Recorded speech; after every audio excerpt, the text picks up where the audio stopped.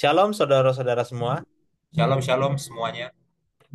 Puji Tuhan, kita masih bisa belajar sekolah Sabat bersama Impromptu dan kita sudah masuk di pelajaran yang ketiga ya dengan judul gambaran dari pernikahan. Ya, simbol lainnya yang ada di kitab nubuatan, terutama kitab Wahyu ya. Dan seperti apa gambaran dari pernikahan ini? Detailnya ya, dari mana itu diambil dan kenapa itu digunakan, itu kita akan pelajari di minggu ini, begitu ya. Dan seperti biasa, sebelum kita mulai, Mas Jansen, saya undang untuk pimpin kita dalam doa. Oke, mari kita berdoa. Bapa di surga, terima kasih karena Engkau begitu baik bagi kami. Engkau memberikan kepada kami waktu, tenaga untuk belajar. Kami mohon, bukalah hati dan pikiran kami.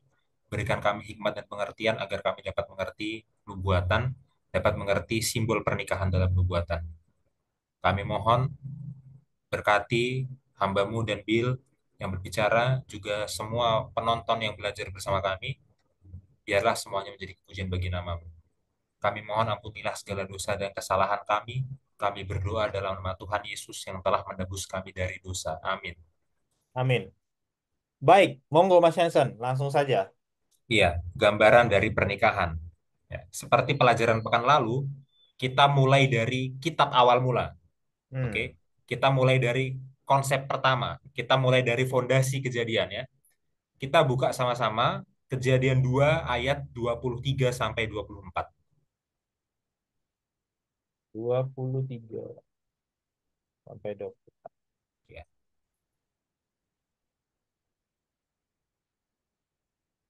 Lalu berkatalah manusia itu, inilah dia tulang dari tulangku dan daging dari dagingku. Ia akan dinamai perempuan sebab ia diambil dari laki-laki. Sebab itu seorang laki-laki akan meninggalkan ayahnya dan ibunya dan bersatu dengan istrinya sehingga keduanya menjadi satu daging. Ya. Ini adalah eh, konsep pertama pernikahan yang ada di Alkitab ya, yang tentunya dari kitab Kejadian. Oke, perhatikan di situ ya, bahwa proses hubungan suami istri itu digambarkan dengan tiga kata kerja. Oke, yang pertama adalah meninggalkan, ya, kemudian bersatu, kemudian menjadi satu daging. Ya, sekali lagi ya, meninggalkan, bersatu, menjadi satu daging. Itu tiga kata kerja yang mendeskripsikan proses hubungan suami istri. Ya, nanti kita akan dalami tiga kata kerja ini ya. Tapi sekarang mari kita bandingkan ayat ini dengan terjemahan bahasa Inggris King James Version. Tolong Bill, KJV. KJV. Aku tambahkan di sini aja ya. Ya, KJP. ya taruh di sebelah kanannya Nesbi, di kirinya bahasa Ibrani ya. Ya, Ayat 23. ya. Secara khusus 24 Bill. Oke. Yep. Ayat 24. Therefore, ya maka shall a man haruslah seorang laki-laki leave his father, meninggalkan ayahnya, and his mother, dan ibunya, and shall cleave, dan harus bersatu unto his wife, kepada istrinya, and they shall be one flesh, dan mereka akan menjadi satu daging. Ya. Perhatikan di situ, kata yang dalam bahasa Indonesia diterjemahkan sebagai meninggalkan dan bersatu, dalam bahasa Inggris King James Version adalah live and cleave. Perhatikan itu, ya. Ada permainan kata di situ ya. Live, cleave, ya, permainan bunyi, ada rimanya. Ya, jadi menarik untuk melihat eh, apa istilahnya sisi puitis dari King James Version ya. Live and cleave itu kan indah didengarnya ya. Bukan Ya. berarti meninggalkan dan bersatu itu terjemahan yang salah. Sama sekali nggak salah, itu terjemahan yang tepat ya. Ya, tapi terjemahan King James Version lebih puitis. Ya, dan permainan kata ini nggak ada dalam bahasa asli, justru ya. Justru penerjemah King James Version yang dengan rasa mereka menerjemahkan itu dengan permainan kata. Ya. Nah, sekarang kita bahas dulu yang pertama ya, meninggalkan, leave. Ya, apa artinya leave, meninggalkan? Ya. Meninggalkan itu maksudnya komitmen pernikahan itu sifatnya permanen. ya. Laki-laki dan perempuan sekarang sudah terputus dari akarnya, maksudnya dari ayah dan ibunya, ya. Dan tidak bisa kembali ke kondisi awal. Oke, jadi pernikahan itu permanen. Sekali seorang laki-laki atau seorang perempuan menikah, sekali mereka meninggalkan akarnya, meninggalkan ayah dan ibunya, itu permanen. Tidak bisa kembali ke kondisi awal. Komitmennya itu selamanya, ya. Itu meninggalkan, leave. Oke. Kemudian kita bahas kata kerja selanjutnya, ya. Bersatu, cleave. Apa artinya cleave? Apa maksudnya bersatu? Ya. Cleave itu berarti, ya, hubungannya itu eksklusif. Oke. Hubungan pernikahan punya karakter eksklusif, makanya disebut bersatu, cleave. Ya, itulah maksudnya live at cleave, meninggalkan dan bersatu. Oke. Nah, sekarang untuk lebih akurat dalam memahami ayat ini, tentu saja kita harus membaca dalam bahasa asli ya. Ya, tadi kita baru baca dalam bahasa Indonesia, dalam bahasa Inggris, sekarang kita baca bahasa asli ya. Saya mau fokus di ayat 24, tapi kita baca aja dari ayat 23 supaya teman-teman bisa mendengarkan ya bahasa Ibrani-nya. Vayomer ha-Adam, berkatalah manusia itu, Adam ya, Zot hapa'am, ya. Inilah sekarang Aitsem me Aitsamai, tulang dari tulangku. Ubashar mibshare, dan daging dari dagingku. Lezot ikare isya, ya. Ini akan dipanggil, akan disebut isya, perempuan. Kime ish, karena dari laki-laki. Luka hazot, ya, karena dari laki-laki dia diambil. Oke, ayat 23. Saya lanjut ke ayat 24. Walken, maka Yoazov ish, ya, seorang pria akan meninggalkan et aviv, ayahnya, ve'et imo, dan ibunya, vedavak, dan bersatu, beishto, dengan istrinya, vehayu levasar echat, maka mereka menjadi satu daging. Basar echat, ya, satu daging. Oke, kata yang diterjemahkan dalam bahasa Indonesia sebagai meninggalkan dan bersatu, yang dalam King James diterjemahkan sebagai live and cleave, dalam bahasa aslinya itu adalah wazaf. Wazaf itu meninggalkan, live, dan davak. Ya, davak itu bersatu, cleave. Oke, wazaf, A Z A Oh, V V, bukan F V ya, dan davak, ya, davak. gini. Davaknya juga pakai V, Oh, ya. Karena kalau davaknya pakai F itu nanti artinya adalah striking, memukul ya. Ya, oh, itu beda nanti artinya. Ya, tapi itu topik lain lah, bukan topik kita sekarang. Nah, kata wazaf dan davak, ya, ini adalah gaya bahasa, kata-kata yang biasa digunakan untuk perjanjian, ya. Kita nggak bisa buka semua ayat yang menggunakan kata ini, tapi saya kasih referensinya ya. Yang pertama adalah Ulangan 28 ayat 20 dan Hosea 4 ayat 10. Nanti kita akan buka kitab Hosea, saudara tenang ya. Tapi sekarang kita fokus di kejadian dulu. Oke. Dalam Ulangan 28 ayat 20 dan Hosea 4 ayat 10, kata Ozav, meninggalkan, live, dan davak, ya, bersatu, cleave, itu digunakan dalam konteks perjanjian. Ya, dan dalam Kejadian 2 ayat 24 ini maksudnya adalah perjanjian suami istri. Ya, jelas. Oke. Nah, sekarang saya mau berfokus pada kata kerja yang ketiga ya, menjadi satu daging. Menjadi satu daging. Oke. Dalam bahasa Ibrani satu daging itu adalah ehad basar. Ehad basar. Ehad adalah satu, basar adalah daging. Ya. Oke. Nah, ini yang menarik ya. Kata bahasa Ibrani untuk daging ya, basar, itu bukan hanya merujuk kepada tubuh fisik. Oke. Makanya kata basar ya, dalam bahasa Ibrani itu sering muncul dalam makna manusia.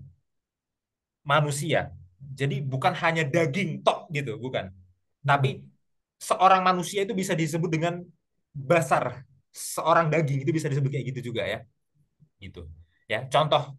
Referensinya ada di Imamat 13 ayat 18 dan 24 ya. Oke. Nah, bahkan dalam bahasa Ibrani itu ada ekspresi seperti ini. Kol basar. Kol itu artinya semua, basar itu artinya daging. Kol basar, semua daging. Ya. Dan waktu seseorang yang berbahasa Ibrani bilang kol basar, itu bukan berarti dia bilang semua daging dalam artian hanya daging daging tok gitu enggak. Waktu dia bilang kol basar, itu maksudnya adalah semua manusia.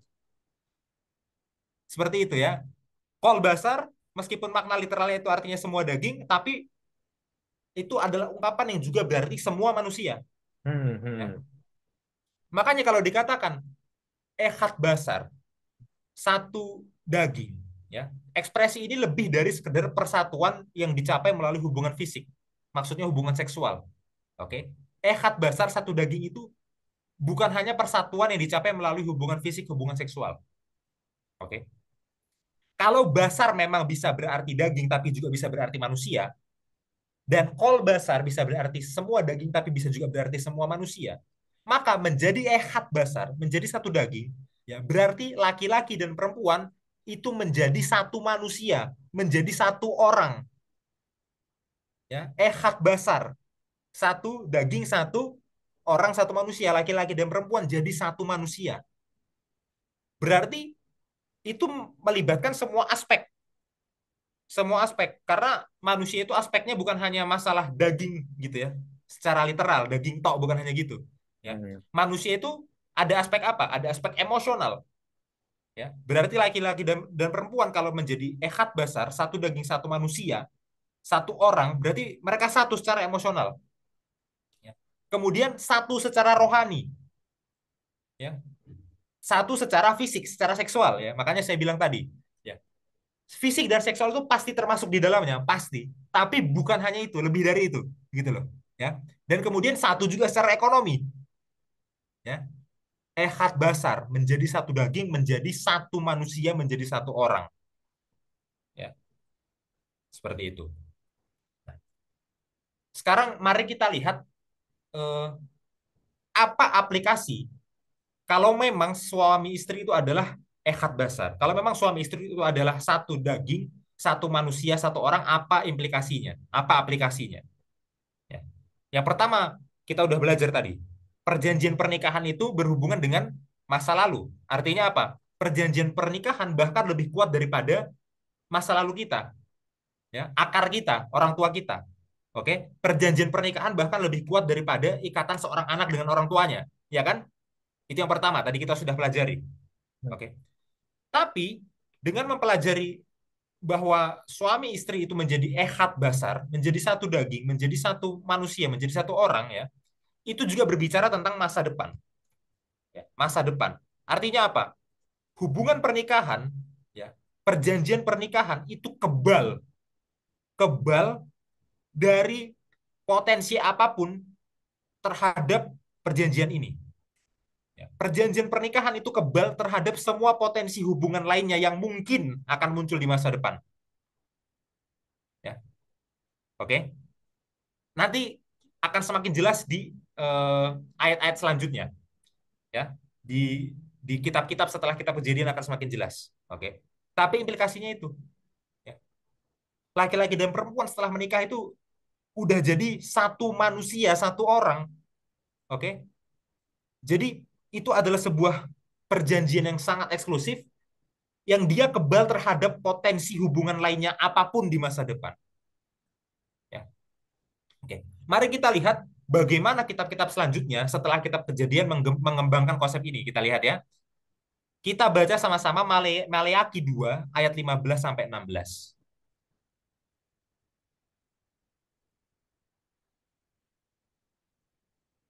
Maya.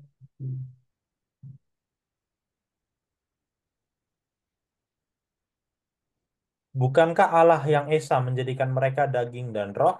Dan apakah yang dikehendaki kesatuan itu? Keturunan ilahi. Jadi jagalah dirimu dan janganlah orang tidak setia terhadap istri dari masa mudanya. Sebab aku membenci penceraian. Firman Tuhan, Allah Israel. Juga orang yang menutupi pakaiannya dengan kekerasan. firman Tuhan semesta alam, maka jagalah dirimu dan janganlah berkhianat. Ya, oke. Terima kasih, Bill. Perhatikan di sini, Maleakhi 2 ayat 15 sampai 16 berbicara tentang pernikahan, ya. Dan dia menggunakan kata kunci yang sama dengan kitab Kejadian tadi, ya. Daging, basar itu jadi kata kunci kan? Ya kan? Nah, dan Nabi Maleakhi menuliskan teks ini untuk membela monogami, membela monogami. Ya, perhatikan itu di ayat 15b ya. Jadi jagalah dirimu dan janganlah orang tidak setia terhadap istri dari masa mudanya. Ya. Istri dari masa muda itu adalah gaya bahasa Alkitab untuk menyebut istri pertama. Istri yang pertama kali dinikahi oleh seorang pria waktu dia masih muda. Ya. Bukan istri yang kedua, yang ketiga, yang keempat, dan seterusnya. Oke, jadi hanya satu istri. Istri yang pertama kali kamu nikahi, itulah istrimu. Jangan tidak setia. Jangan nambah istri lagi. Ya. Kenapa? Karena kamu sudah jadi satu daging. Sudah jadi satu eh, manusia, sudah jadi satu orang. Ya, makanya tadi saya bilang, hubungan eh, pernikahan itu ya, perjanjiannya itu kebal terhadap potensi hubungan apapun di masa depan. Oke? Jadi nggak ada lagi apa hubungan pernikahan yang kedua, hubungan pernikahan yang ketiga, pernikahan yang keempat dan seterusnya. Nggak ada kebal karena ini udah jadi satu orang, udah jadi satu manusia. Gitu ya. Kemudian di ayat 16 ya, Nabi Maleakhi menuliskan sebab aku membenci perceraian. Oke? Jadi di sini Nabi Maleakhi juga menolak perceraian, menolak perceraian. Oke? Jadi menjadi satu daging, ehad basar, satu manusia, satu orang, ya, maka pasangan itu tidak terpisahkan. Ya. Kebal terhadap potensi hubungan lainnya yang mungkin muncul di masa depan. Ya, itu. Oke. Sekarang kita lanjutkan ke perjanjian baru. Bagaimana perjanjian baru mengembangkan konsep ini? Ya, kita lihat perkataan Yesus yang dicatat oleh Matius dalam Matius 19 ayat 3. Matius 19. Ayat Maka 3. datanglah, maka datanglah orang-orang Farisi kepadanya untuk mencobai dia. Mereka bertanya, apakah diperbolehkan orang menceraikan istrinya dengan alasan apa saja? Ya, kita lihat ya bahwa orang Farisi datang kepada Yesus untuk mencobai Yesus. Ya, ya, kita sudah belajar Injil Markus beberapa triwulan lalu, sudah belajar Injil Yohanes ya, kita sudah tahu ya, ini tipikal orang Farisi ya, datang untuk mencobai Yesus ya.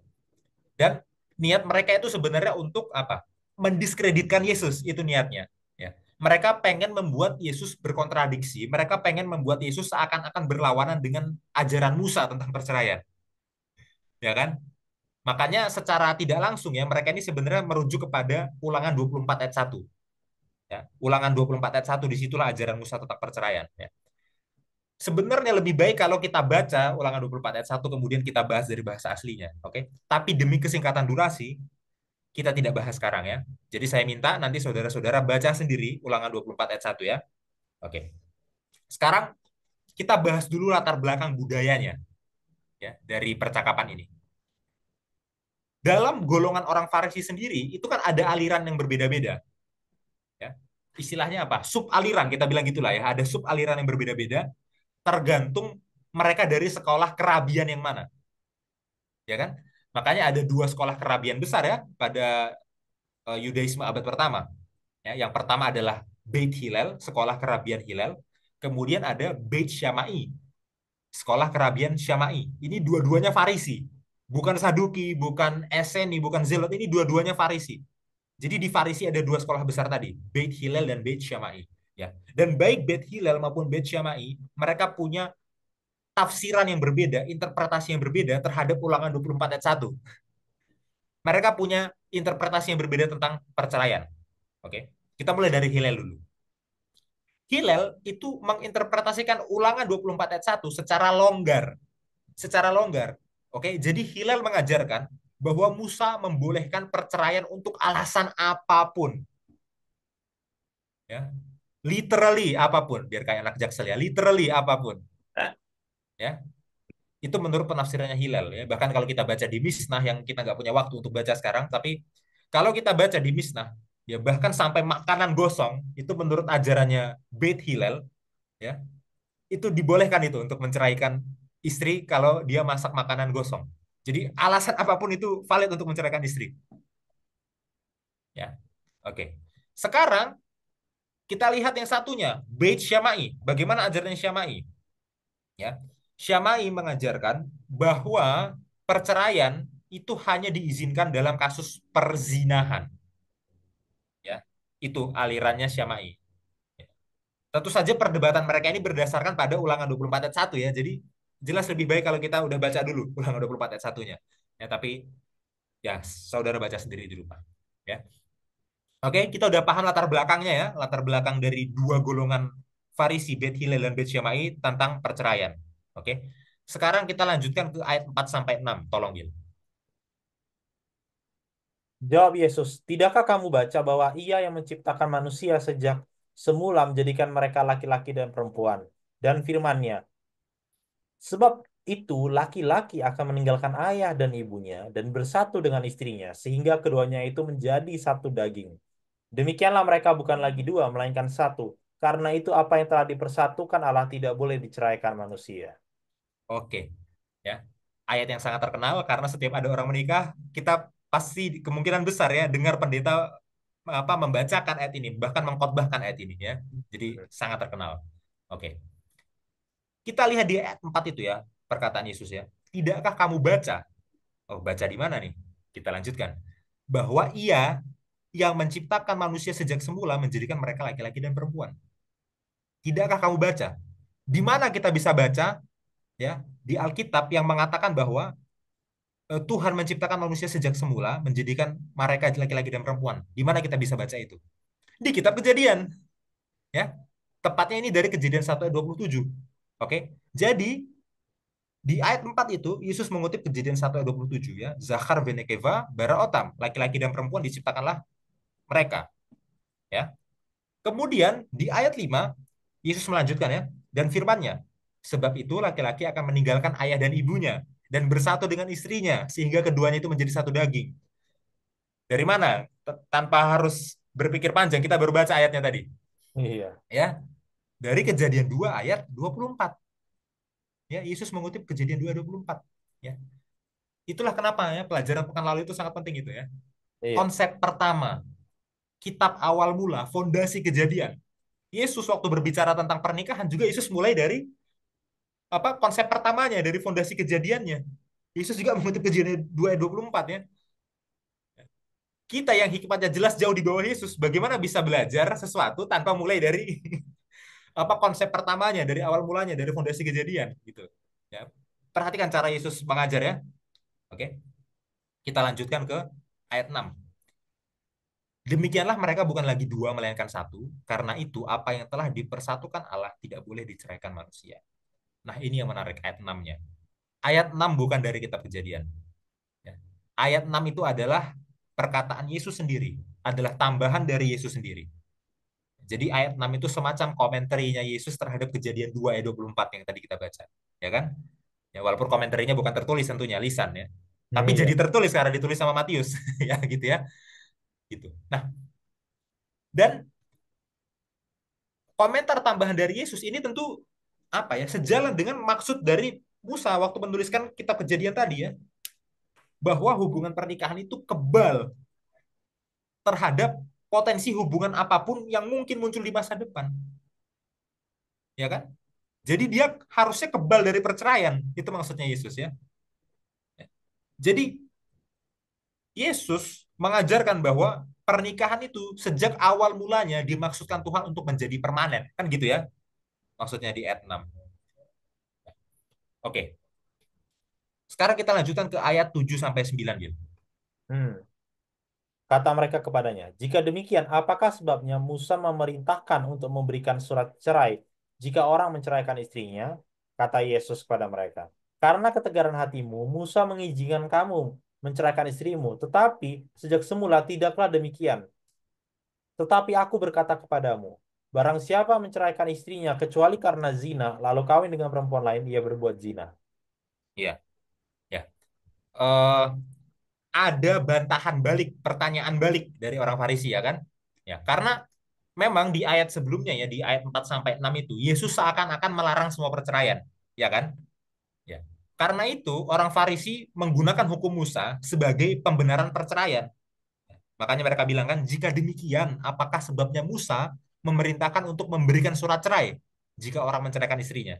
Oke, jadi orang Farisi menggunakan hukum Musa sebagai pembenaran perceraian dan itu digunakan untuk apa? Mengcounter lagi argumennya Yesus. Oke. Nah, di ayat 8 Yesus bilang, ya, karena ketegaran hatimu, Musa mengizinkan kamu menceraikan istrimu.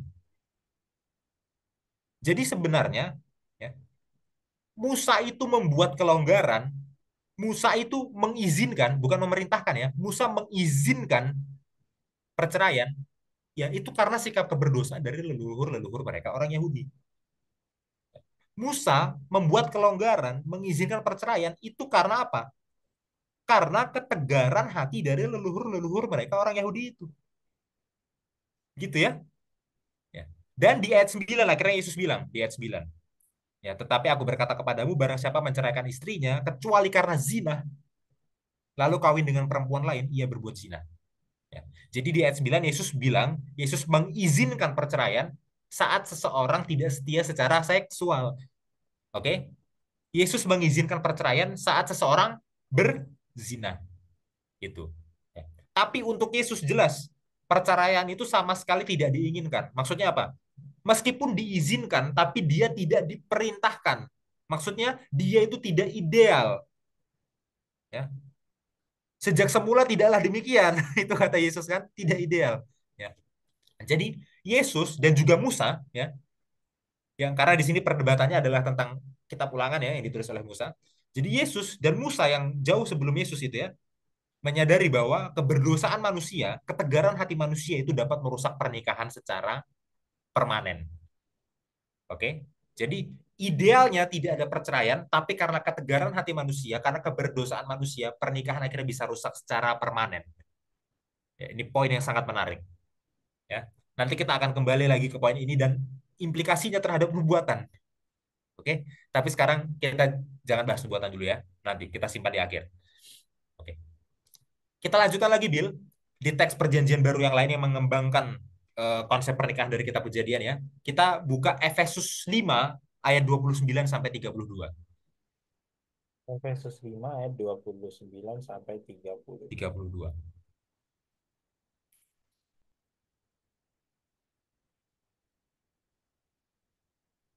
29. Sebab tidak pernah orang membenci tubuhnya sendiri, tetapi mengasuhnya dan merawatnya sama seperti Kristus terhadap jemaat.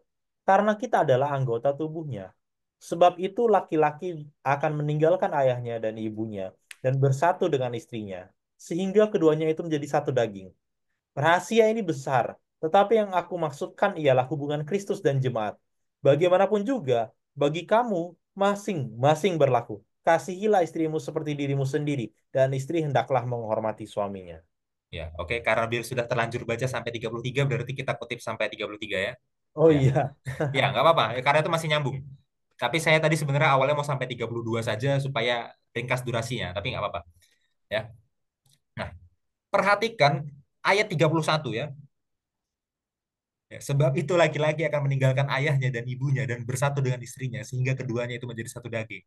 Kutipan dari mana, saudara-saudara? Betul, Kejadian. Kejadian 2 ayat 24. Ya. Tadi Yesus di Matius 19 mengutip ayat ini. Kejadian 2 ayat 24. Sekarang Paulus mengutip lagi. Ya. Ya. Eh, konsep pertama, awal mula, fondasi kejadian. Ya kan? Prinsip yang sama dilakukan Yesus, prinsip yang sama dilakukan Paulus. Oke? Iya, Jadi penting sekali itu ya. Nah, Paulus mengutip Kejadian 2 ayat 24 untuk mendukung pernyataannya yang di ayat 29, Efesus 5 ayat 29. Ya. Kenapa? Karena di Efesus 5 ayat 29, Paulus bilang kalau seorang suami harus mengasihi istrinya seperti dirinya sendiri. Ya kan? Nah, kenapa seorang suami mengasihi istrinya seperti dirinya sendiri? Ya karena mereka memang sudah satu daging, satu manusia, satu orang. Ya kan? Ya memang istrinya itu adalah dirinya sendiri itu maksudnya. Ya, jadi ya betul kalau seorang suami itu mengasihi istrinya seperti dirinya sendiri ya karena itu memang dirinya sendiri. Ya, adsami adsami, tulang dari tulangku, basar mi besari, daging dari dagingku, ehat basar, satu daging, satu manusia, satu orang. Ya. Dan seperti itu juga Kristus mengasihi jemaatnya. Ya, karena jemaatnya adalah tubuhnya sendiri. Ya kan? Seperti itu juga ya. Ya.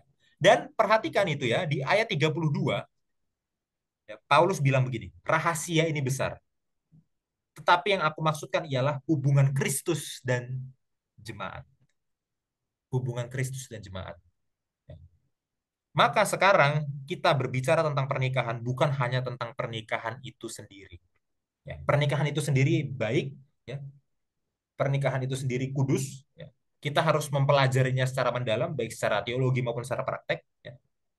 Dan saya belum menikah, jadi saya apa istilahnya? Saya belum punya tentu pengetahuan praktikalnya, seperti mungkin Bapak Ibu yang menonton video ini sudah menikah gitu ya. Ya, tapi kita harus sama-sama belajar tentang pernikahan. Oke. Tapi bukan hanya itu. Ada yang lebih dari itu. Apa yang lebih dari itu? Pernikahan itu adalah simbol untuk hubungan antara Kristus dengan gerejanya. Sebagaimana halnya suami, seperti itulah Kristus. Sebagaimana halnya istri, seperti itulah jemaat, seperti itulah gerejanya. Seperti hubungan pernikahan, seperti itulah hubungan Kristus dengan umatnya, dengan jemaatnya, dengan gerejanya. Pernikahan adalah simbol untuk hubungan antara Kristus dengan gerejanya. Ya. Dan penggambaran ini, penggambaran hubungan Kristus dengan umatnya dengan simbol pernikahan, itu sangat sering digunakan dalam narasi Alkitab. Ya. Dan sangat jelas muncul di kitab Wahyu, kitab nubuatan apokaliptik. Ya. Jadi kita harus paham apa maksudnya waktu Tuhan menggunakan simbol pernikahan. Ya, karena itu adalah simbol yang cukup banyak digunakan di nubuatan.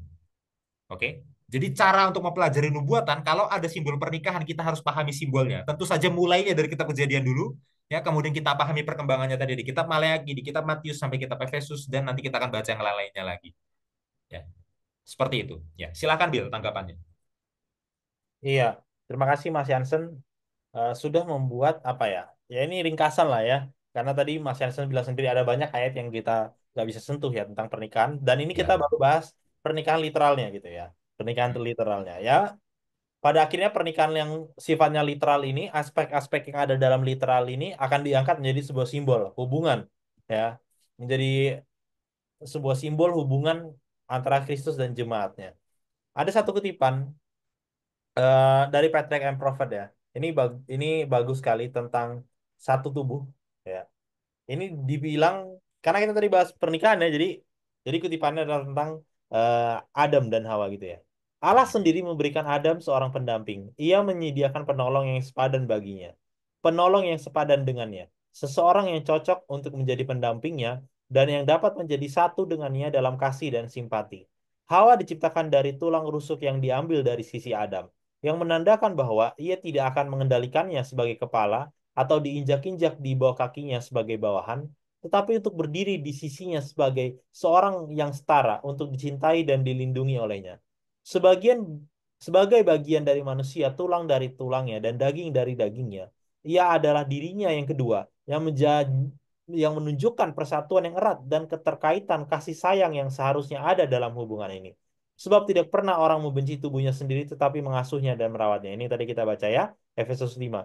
Sebab itu laki-laki akan meninggalkan ayahnya dan ibunya dan bersatu dengan istrinya sehingga keduanya menjadi satu. Allah merayakan pernikahan pertama. Jadi lembaga itu memiliki pencipta alam semesta sebagai pencetusnya. Pernikahan haruslah penuh hormat. Ibrani 13 ayat 4. Itu adalah salah satu karunia pertama Allah bagi manusia dan itu adalah salah satu dari dua lembaga yang setelah kejatuhan Adam membawa bersamanya melewati gerbang Firdaus. Ketika prinsip-prinsip ilahi diakui dan dipatuhi dalam hubungan ini, pernikahan adalah berkat. Itu menjaga kemurnian dan kebahagiaan umat manusia. Itu memenuhi kebutuhan sosial manusia. Itu mengangkat sifat fisik, intelektual, dan moral ya. Ini adalah kutipan yang hampir semua tadi tidak dibahas ya, bahwa satu daging itu bukan hanya fisik ya. Ellen Judd juga bilang Ya. yang sama, persatuan dari semua aspek, segala aspek. Karena sekarang menjadi satu manusia lagi. Ya, ini hanya kutipan untuk menguatkan dari ayat-ayat yang tadi kita telah bahas ya dan dikutip lagi ya oleh Ellen White dalam kutipan ini. Mungkin Ya, itu Mas Jansen. ya. Terima kasih ya kutipan yang sangat indah dari Nyonya White ya. Ya, Oke. Sekarang mari kita memperdalam ya eh, simbol pernikahan sebagai simbol hubungan antara Tuhan dengan umatnya. Ya, karena tadi kita lebih banyak bahas pernikahannya secara literal dan banyak ya. pelajaran yang baik di situ. Sekarang kita lebih ke simbolnya, oke? Kita sama-sama baca Yehezkiel 16 ayat 1 sampai 9. Yehezkiel 16.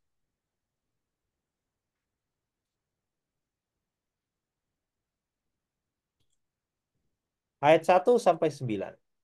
Allah memungut Yerusalem menjadi istrinya. Hmm. Lalu datanglah firman Tuhan kepadaku. Hai anak manusia, beritahukanlah kepada Yerusalem perbuatan-perbuatannya yang keji, dan katakanlah, beginilah firman Tuhan Allah kepada Yerusalem. Asalmu dan kelahiranmu ialah dari tanah Kanaan. Ayahmu ialah orang Amori dan ibumu orang Heti. Kelahiranmu begini. Waktu engkau dilahirkan, pusatmu tidak dipotong dan engkau tidak dibasuh dengan air supaya bersih. Juga dengan garam pun engkau tidak digosok atau dibedungi dengan lampin. Tidak seorang pun merasa sayang kepadamu, sehingga diperbuatnya hal-hal itu kepadamu dari rasa belas kasihan. Malahan engkau dibuang ke ladang, oleh karena orang pandang enteng kepadamu pada hari lahirmu. Maka aku lalu dari situ, dan kulihat engkau menendang-nendang dengan kakimu sambil berlumuran darah, dan aku berkata kepadamu dalam keadaan berlumuran darah itu, engkau harus hidup, dan jadilah besar seperti tumbuh-tumbuhan di ladang. Engkau menjadi besar dan sudah cukup umur, bahkan sudah sampai pada masa mudamu. Maka buah dadamu sudah montok, rambutmu sudah tumbuh, tetapi engkau dalam keadaan telanjang bugil. Maka aku lalu dari situ, dan aku melihat engkau. Sungguh engkau sudah sampai pada masa cinta berahi. Aku menghampiri kainku kepadamu dan menutupi auratmu. Dengan sumpah aku mengadakan perjanjian dengan engkau. Demikianlah firman Tuhan Allah. Dan dengan itu engkau punya. Engkau aku punya. Aku membasuh engkau dengan air dan membersihkan darahmu daripadamu. Dan aku mengurapi engkau dengan minyak. Ya, jadi di sini Tuhan melalui perantaraan Nabi Yehezkiel menggambarkan bangsa Israel sebagai bayi terlantar, ya kan? Bayi terlantar ini ditinggalkan di ladang, ya, dibiarkan mati. Oke, jadi nggak ada yang sayang sama bayi ini, nggak ada yang peduli sama bayi ini, nggak ada yang merawat bayi ini. Kemudian Tuhan, ya, lewat Tuhan melihat bayi yang terlantar ini, kemudian Tuhan mengadopsinya, oke, Tuhan merawatnya, ya, dan waktu bayi ini sudah besar, Tuhan nikahi, oke. Ya, tentu saja ini jangan dipahami secara literal karena ini perumpamaan ya, ini simbol, oke. Jadi sama sekali nggak literal. Kalau literal ini jadi sangat cerita yang sangat absurd ini, ya. Iya. Tapi maksudnya gini, bangsa Israel waktu mereka baru muncul, waktu mereka masih bayi itu maksudnya ya, waktu bangsa Israel baru muncul, bangsa Israel ini hanyalah bangsa yang kecil, yang tidak signifikan, oke, yang tidak dipandang sama sekali oleh bangsa manapun, ya, oke. Kemudian Tuhan mengadopsi bangsa Israel ini, maksudnya apa? Tuhan memilih bangsa Israel ini, ya. Kemudian Tuhan merawat bangsa Israel, Tuhan besarkan bangsa Israel, sampai akhirnya bangsa Israel itu sudah cukup dewasa, maka Tuhan menikahi bangsa Israel. Maksudnya apa? Maka Tuhan mengikat perjanjian dengan bangsa Israel. Oke?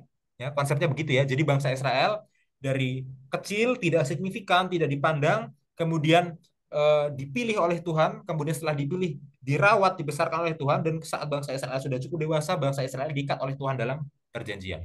Itu maksudnya perumpamaan ini. Oke? Sekarang kita lanjutkan, Bill. Kita baca ayat 10 sampai 14.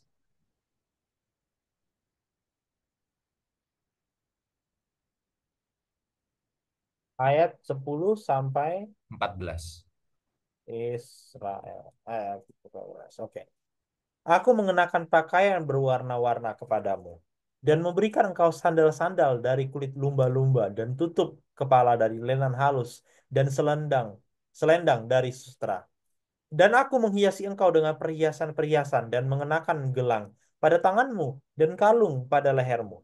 Dan aku mengenakan anting-anting pada hidungmu dan anting-anting pada telingamu dan mahkota kemuliaan di atas kepalamu. Dan dengan demikian engkau menghias dirimu dengan emas dan perak, pakaianmu lenan halus dan sutra dan kain berwarna-warna. Makananmu ialah tepung yang terbaik, madu dan minyak, dan engkau menjadi sangat cantik sehingga layak menjadi ratu. Dan namamu termasyur di antara bangsa-bangsa karena kecantikanmu, sebab sangat sempurna adanya, oleh karena semarak perhiasanku yang kuberikan kepadamu. Demikianlah firman Tuhan Allah. Ya, di bawah asuhan Tuhan ya, Israel ini akhirnya bertumbuh menjadi sangat cantik. Ya kan? Itu di ayat 13 ya. Di bawah asuhan Tuhan, Israel tumbuh menjadi sangat cantik. Ya. Dan perhatikan tadi, waktu pertama kali Tuhan menemukan Israel, ya, Israel itu sama sekali nggak cantik kan? Iya. Ya, karena kalau memang sejak awalnya Israel itu sudah cantik, ya nggak mungkin Israel itu ditelantarkan, dibuang, gitu loh. Kalau sejak awalnya memang Israel itu sudah cantik, ya nggak mungkin mereka ini adalah bangsa, menjadi bangsa yang kecil. Nggak mungkin mereka ini jadi bangsa yang tidak dianggap oleh bangsa-bangsa lain. Gitu. Jadi kenyataan kalau bangsa Israel itu menjadi cantik itu karena Tuhan yang membuat bangsa Israel jadi cantik ya. Itu dijelaskan di ayat 14 ya kan.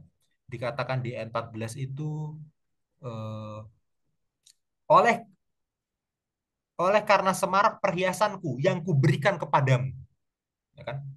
Jadi Israel itu cantik oleh karena semarak perhiasanku yang kuberikan kepadamu. Kecantikan Israel itu adalah anugerah Tuhan, pemberian Tuhan gitu loh. Tapi apa yang terjadi? Kita baca di ayat 15. Tolong, Bill. Ayat 15. Tetapi engkau mengandalkan kecantikanmu, dan engkau seumpama bersundal dalam menganggarkan ketermasyuranmu, dan engkau menghamburkan persundalanmu kepada setiap orang yang lewat. Iya. Kita kembali ke perumpamaan bayi tadi ya. Jadi ada seorang bayi yang dibuang gitu ya, dibuang di ladang, dibiarkan mati. Kemudian bayi ini ditemukan oleh Tuhan, ya, dirawat oleh Tuhan, dibesarkan oleh Tuhan. Kemudian saat dewasa bayi ini dinikahi. Kemudian bayi ini bukan hanya dinikahi, tapi didandani, dipercantik sampai jadi sangat cantik. Ya, tentu saja maksudnya bayi ini sudah dewasa ya, apa sudah jadi dewasa gitu. Ya. Dan begitu dia menjadi cantik, ternyata dia malah menggunakan kecantikannya itu ya untuk memikat setiap orang yang lewat dan dia akhirnya malah apa istilahnya? Malah berzinah dengan setiap orang yang lewat. Bayangkan itu, ya. Tuhan yang membuat si perempuan ini cantik, tapi begitu dia jadi cantik, kecantikannya digunakan untuk berzinah kepada setiap orang lain yang lewat. Ya. Begitulah Israel. Israel itu bangsa kecil, ya kan? Yang tidak signifikan, tidak dipandang oleh bangsa-bangsa lain, tapi dipilih oleh Tuhan. Oke. Dan kemudian ya Tuhan membesarkan bangsa ini ya, sampai bangsa ini sudah cukup matang, sudah cukup dewasa, Tuhan membuat perjanjian dengan bangsa ini. Bukan hanya itu, Tuhan membuat bangsa ini terus terus semakin maju, ya, semakin masyur, semakin cantik istilahnya begitu ya, sampai mereka ini jadi pusat perhatian dunia, bangsa Israel. Tapi begitu bangsa Israel menjadi pusat perhatian dunia, mereka justru bersekutu dengan bangsa-bangsa lain, dan waktu mereka bersekutu dengan bangsa-bangsa lain, mereka justru menyembah ilah-ilah, dewa-dewa dari bangsa lain. Mereka justru berzinah, berselingkuh dari suami mereka, Tuhan. Ya, mereka berselingkuh dengan dewa-dewa lain ini. Padahal yang membuat mereka jadi cantik, yang membuat bangsa Israel ini menjadi hebat, ya Tuhan. Oke, tapi begitu mereka sudah jadi hebat, mereka malah menggunakan kehebatannya itu untuk berselingkuh dengan ilah-ilah lain. Itulah apa perumpamaan pernikahan, ya, penggambaran pernikahan untuk hubungan Tuhan dengan bangsa Israel. Oke. Sekarang mari kita lanjutkan dengan membaca Hosea. Hosea 1 ayat 2, Bil, tolong. Hosea 1 ayat 2.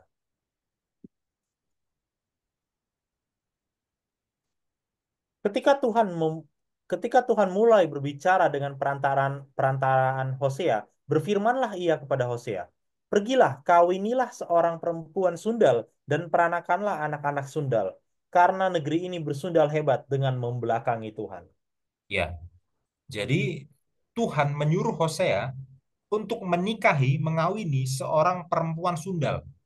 Oke? Ya. Ada dua makna ya, perempuan sundal itu bisa jadi adalah seorang perempuan yang selingkuh atau dia punya profesi sebagai pelacur. Ya, itu sama-sama sundal itu. Dan kita nggak akan bahas lebih detail yang mana yang lebih mungkin. Ya, itu pembahasan lain. Oke, tapi entah dia selingkuh atau dia berprofesi sebagai pelacur, entah yang mana itu, yang jelas dua-duanya dia berzina kan, ya. Iya. Jadi kita ambil aja secara umum bahwa nih perempuan ini berzina, istrinya si Hosea ini, ya. Dan kalau kita baca di ayat-ayat selanjutnya namanya itu Gomer ya, Gomer binti Diblaim itu nama istrinya Hosea. Jadi Tuhan menyuruh Hosea untuk menikahi Gomer, seorang perempuan yang sundal ini, ya. Oke.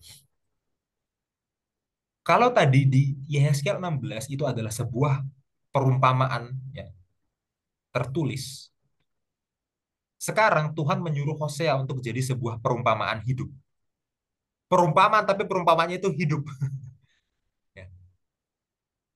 Hubungan antara Hosea dengan istrinya yang sundal itu, Gomer, itu menjadi gambaran bagaimana hubungan Tuhan dengan Israel, ya kan?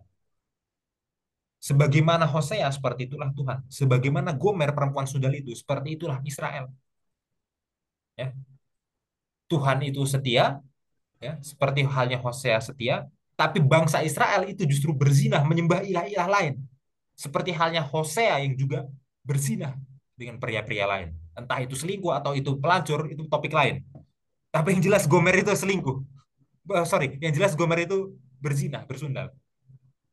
Ya, seperti itu. Seperti halnya hubungan Tuhan dengan Israel, ya, penggambarannya adalah dari hubungannya Hosea dengan Gomer, perempuan sundal itu ya. Makanya di Hosea 1 ayat 2 kalimat terakhir dikatakan, karena negeri ini bersundal hebat dengan membelakangi Tuhan. Ya. Jadi Hosea harus menikahi Gomer, perempuan sundal itu, karena negeri ini bersundal hebat dengan membelakangi Tuhan. Karena loh, pakai kata karena. Ya, artinya itu apa? Alasan. Ya, Hosea disuruh menikahi Gomer, perempuan sundal itu emang untuk menjadi contoh hidup. Supaya orang Israel yang lain lihat, gini loh kelakuan kalian sebagai bangsa. Kalau kelakuan kalian sebagai bangsa itu mau diilustrasikan dalam satu rumah tangga, itu seperti rumah tangganya Hosea dengan Gomer perempuan sundal itu kira-kira maksudnya. Ya, kita lanjutkan Bill, kita baca Hosea 3 ayat 1 sampai 2. Hosea 3. Berfirmanlah Tuhan kepadaku, pergilah lagi, cintailah perempuan yang suka bersundal dan berzina, seperti Tuhan juga mencintai orang Israel. Sekalipun mereka berpaling kepada allah-allah lain dan menyukai kue kismis. Lalu aku membeli dia bagiku dengan bayaran 15 sikal perak dan 1,5 homer jelai. Ya. Jadi di sini Tuhan berfirman lagi ke Hosea ya, supaya Hosea itu menebus istrinya. Oke? Sebagaimana Tuhan menebus Israel yang menyembah berhala. Ya kan? Lagi-lagi ya. Sebagaimana Hosea begitu juga Tuhan, sebagaimana Gomer perempuan sundal itu begitu juga Israel, ya. Hosea menebus istrinya yang bersundal itu. Ya, begitu juga Tuhan menebus Israel yang menyembah berhala, ya kan? Dan kalau kita baca ya di ayat 2 itu ya, lalu aku maksudnya di situ Hosea ya. Lalu Hosea membeli dia maksudnya Gomer, Hosea membeli Gomer. Kenapa Hosea harus membeli Gomer ya? Karena Gomer ini ya, dalam persundalannya, mungkin Gomer ini telah terjebak ke dalam semacam perbudakan utang, Hmm. ya kan? Jadi kita nggak tahu betapa liarnya persundalan si Gomer ini ya. Sampai dalam perzinahannya itu, kalau suaminya mau ngambil dia lagi, suami itu harus tebus dengan uang. Ya, seperti itu. Ya, dan seperti itulah Tuhan untuk menebus Israel dan kemudian menebus kita semua sebagai umat manusia ya. Tuhan harus bayar harga untuk menebus kita yang sudah berzina dengan Allah lain. Ya. Dan kita tahu dari perjanjian baru ya, itu penggenapannya ada pada Yesus ya. Yesus harus mati untuk menebus kita, ya kan? Kita berzina itu bukan berzina biasa aja, bukan berzina yang sekedarnya ya. Perzinahan kita itu adalah perzinahan rohani yang sangat fatal, sangat parah, Sampai untuk menebusnya Tuhan tuh harus bayar, kan gitu ya. Dan Tuhan Tuhan membayar dengan darahnya yang mahal, ya pengorbanan Yesus Kristus di kayu salib. Seperti itu. Ya sampai sini dulu kita belum masuk ke nubuatan kitab Wahyu ya. Setelah ini kita akan masuk, tapi kalau Bill ada komentar sampai sini silahkan. Iya, apa namanya? Ya, ini unik ya. Saya berpikir kira-kira kalau saya jadi hostnya tuh perasaan saya gimana? Iya. Perasaan saya gimana gitu. Eh, ya apa ya? Saya bayangkan ya kalau ini adalah ya, oh, ini adalah perumpamaan langsung gitu ya, Tuhan, perumpamaan langsung. Eh, dalam konteks ini kan si Hosea ini kan nggak tahu latar belakang perempuan ini kan. Hmm. Walaupun ini perumpamaan langsung. Maksudnya Hosea ini tidak kenal perumpamaan perempuan perempuan ini mungkin dari dia kecil. Nah, Mungkin, mungkin. tapi di apa namanya? Di mana ini ceritanya ada dalam menjadi bayangan, Tuhan itu kenal Israel atau kenal manusia dari dia kecil gitu kan. Maksudnya Ya, yang Yehezkiel ceritanya tadi tadi. ya, Yehezkiel Iya, 16 yang ya. kecil tadi. Jadi sebenarnya sakit hatinya Tuhan tuh lebih sakit dibandingkan Hosea yang dipaksa. Ngerti nggak Iya, maksudnya? iya, Jadi iya, paham. Tuhan itu udah kenal, udah family, udah ya merawat lah, bukan cuma kenal gitu kan, merawat Iya. gitu, merawat dan pada akhirnya tidak setia gitu. Jadi rasa sakit Tuhan itu sangat sakit sekali ya, sangat sakit sekali digambarkan dengan bayi tadi dan ya itu sedih ya, itu luar biasa ya. Eh, ya itulah akibat dosa ya menurut saya, akibat dosa yang akhirnya dosa itu kan digambarkan dalam hal ini adalah perzinahan. Manusia ketika berdosa ya dia bukan memilih Tuhan begitu kan. Hmm. Dan ya kita sering bilang Israel Israel kayak gini tapi kita juga sering melakukan hal yang sama ya seperti yang dilakukan oleh Israel gitu. Ya kira-kira apa respon Tuhan kalau dia lihat kita sekarang? Ya saya rasa nggak lebih baik kita dibandingkan Israel. Maksudnya masa ini, masa kini ya, secara secara global gitu. Ada satu kutipan Prophets and King, ya ini tentang Hosea. Dengan bahasa simbolis, Hosea membentangkan di hadapan 10 suku itu rencana Allah untuk memulihkan kepada setiap jiwa yang menyesali dosanya, yang mau bersatu dengan gerejanya di bumi. Berkat-berkat yang dikaruniakan kepada Israel ketika mereka menunjukkan kesetiaan mereka padanya di tanah perjanjian. Mengenai orang Israel sebagai satu bangsa kepada siapa ia rindu menunjukkan kemurahannya, Tuhan memaklumkan. Aku akan memujuk dia dan membawa dia ke padang gurun dan berbicara menenangkan hatinya. Aku akan memberikan kepadanya kebun anggurnya dari sana dan membuat lembah Akor menjadi pintu pengharapan. Maka dia akan merelakan diri di sana, seperti pada masa mudanya.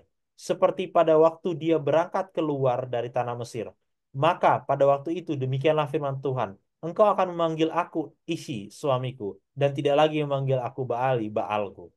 Lalu aku menjauhkan nama para Baal dari mulutmu, maka nama mereka tidak lagi disebut. Hosea 2 ayat 14 sampai 17. Pada hari-hari terakhir sejarah dunia, perjanjian Allah dengan umatnya yang memelihara hukum akan diperbaharui. Aku akan mengikat perjanjian bagimu pada waktu itu dengan bintang-bintang, dengan binatang-binatang di padang dan dengan burung-burung di udara dan binatang-binatang melata di muka bumi. Aku akan meniadakan busur panah, pedang dan alat perang dari negeri dan aku membuat engkau berbaring dengan tentram. Aku akan menjadikan engkau istriku selama-lamanya, dan aku akan menjadikan engkau istriku dalam keadilan dan kebenaran, dalam kasih setia dan kasih sayang. Aku akan menjadikan engkau istriku dalam kesetiaan, sehingga engkau mengenal Tuhan. Maka pada waktu itu, demikianlah firman Tuhan. Aku akan mendengarkan langit, dan langit akan mendengarkan bumi. Bumi akan mendengarkan gandum, anggur, dan minyak, dan mereka ini akan mendengarkan Israel. Aku akan menaburkan dia bagiku di bumi dan aku akan menyayangi Lohruham. Aku berkata kepada Loami, umatku, engkau. Dan aku berkata, dan ia akan berkata, Allahku. Ayat 17 sampai 22. Ya ini adalah di Hosea yang sama ya, pemenuhan terhadap janji eh, Tuhan kepada bangsanya yang sudah berzinah. Dan itu akan, Ellen White bilang pada hari-hari terakhir sejarah dunia, perjanjian itu akan dipenuhi. Ya, perjanjian itu akan dipenuhi. Mungkin itu Mas Jansen. Ya, oke, terima kasih Bill.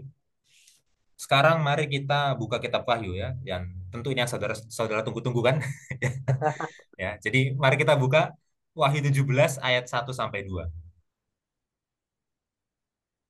Ayat 1 sampai 2.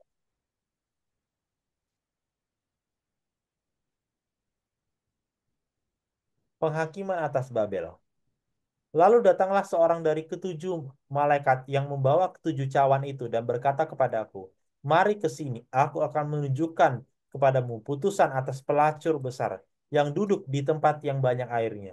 Dengan dia raja-raja di bumi telah berbuat cabul dan penghuni-penghuni bumi telah mabuk oleh anggur percabulannya. Ya, kita nggak akan membahas semua detail dari nubuatan ini ya, karena waktu kita nggak akan cukup ya. Tapi kita akan membahas secara khusus tentang gambaran pernikahan yang ada di nubuatan ini. Oke? Ya. Kita lihat di situ ada satu simbol yaitu pelacur ya. Ada satu simbol yaitu pelacur. Nah, bagaimana kita memahami simbol pelacur ini? Ya kan? Tentu saja dari perjanjian lama. Makanya tadi kita sudah pelajari dengan seksama kan? Perjanjian lama itu sering menggambarkan Israel sebagai pengantin perempuannya Allah. Ya kan? Tadi kita sudah pelajari ya. Dan perjanjian lama sering membandingkan ketidaksetiaan Israel itu dibandingkan dengan perzinahan atau pelacuran. Oke, jadi waktu Israel itu menyembah ilah-ilah lain, waktu Israel menyembah dewa-dewa lain, itu Israel disebut sebagai berzina. Israel itu disebut sebagai melacur. Bukan secara literal, tapi maksudnya apa? Dia tidak setia kepada Allah, gitu ya. Perzinahan rohani, pelacuran rohani itu maksudnya. Oke. Nah, di sini kitab Wahyu menggunakan gaya bahasa yang sama. Ya. Jadi identitas si pelacur ini jelas, jelas. Si pelacur yang dimaksud dalam Wahyu 17 itu bukan kaum pagan. Oke. Pelacur yang dimaksud di dalam Wahyu 17 itu juga bukan kekuatan politik. Ya, jadi jangan sampai ya ada yang membaca Wahyu 17 kemudian memahami pelacur ini sebagai simbol terhadap kaum pagan, simbol terhadap kekuatan politik. Bukan, ya. Kalau mau tahu simbol tentang kekuatan politik itu di Wahyu 13. Oke, binatang, binatang itu kekuatan politik, betul. Tapi Wahyu 17 itu bukan kekuatan politik. Ya, ingat, perempuan itu menggambarkan apa? Jelas sekali. Umat Allah kan sejak perjanjian lama kan? Ya kan? Berarti perempuan yang ada di Wahyu 17 ini menggambarkan umat Allah. Nah, kalau di perjanjian lama, waktu umat Allah bangsa Israel tidak setia itu digambarkan sebagai berzina, sebagai melacur, maka kalau di sini di Wahyu 17 ada perempuan pelacur, berarti ini maksudnya apa? Maksudnya adalah umat Allah yang tidak setia, itu maksudnya.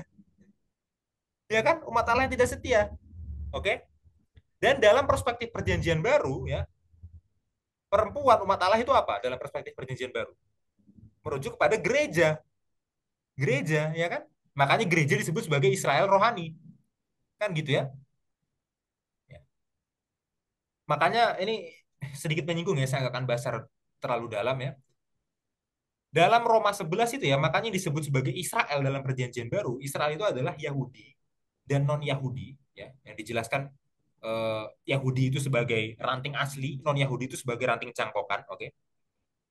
Okay? Ranting asli dan ranting cangkokan, Yahudi dan non-Yahudi disatukan dalam satu pohon zaitun. Pohon zaitunnya itu adalah Israel. Kan gitu ya Roma 11 ya. Oke? Iya. Jadi dalam konteks perjanjian baru Israel itu adalah gereja. Israel itu adalah gereja yang di dalamnya termasuk Yahudi dan non-Yahudi dalam satu pohon. Ya meskipun kita ini sebagai non-Yahudi kita ini ranting cangkokan bukan seperti Yahudi yang ranting asli ya, tapi kita ini satu pohon. Oke? Jadi Israel rohani itu adalah semua umat Tuhan, Yahudi dan non-Yahudi. Gereja itu kita bilangnya gereja. Oke? Dan sama, kalau di perjanjian lama umat Israel itu menyembah ilah lain, menyembah dewa-dewa lain, melacur berzina secara rohani, maka di perjanjian baru juga sama. Gereja itu ya, gereja itu telah berzina secara rohani, telah melacur secara rohani. Gereja itu bukannya fokus untuk menyembah Tuhan, ya, tapi gereja itu malah menyerah terhadap kekasih duniawinya. Itu jelas sekali di zaman perjanjian baru. Dan sejarah membuktikan itu ya, sejarah membuktikan itu. Ada satu peristiwa sejarah yang dijelaskan oleh Sean Bunstra dalam pelajaran sekolah sahabat kita. Tolong buka Bill pelajaran hari Selasa paragraf 2.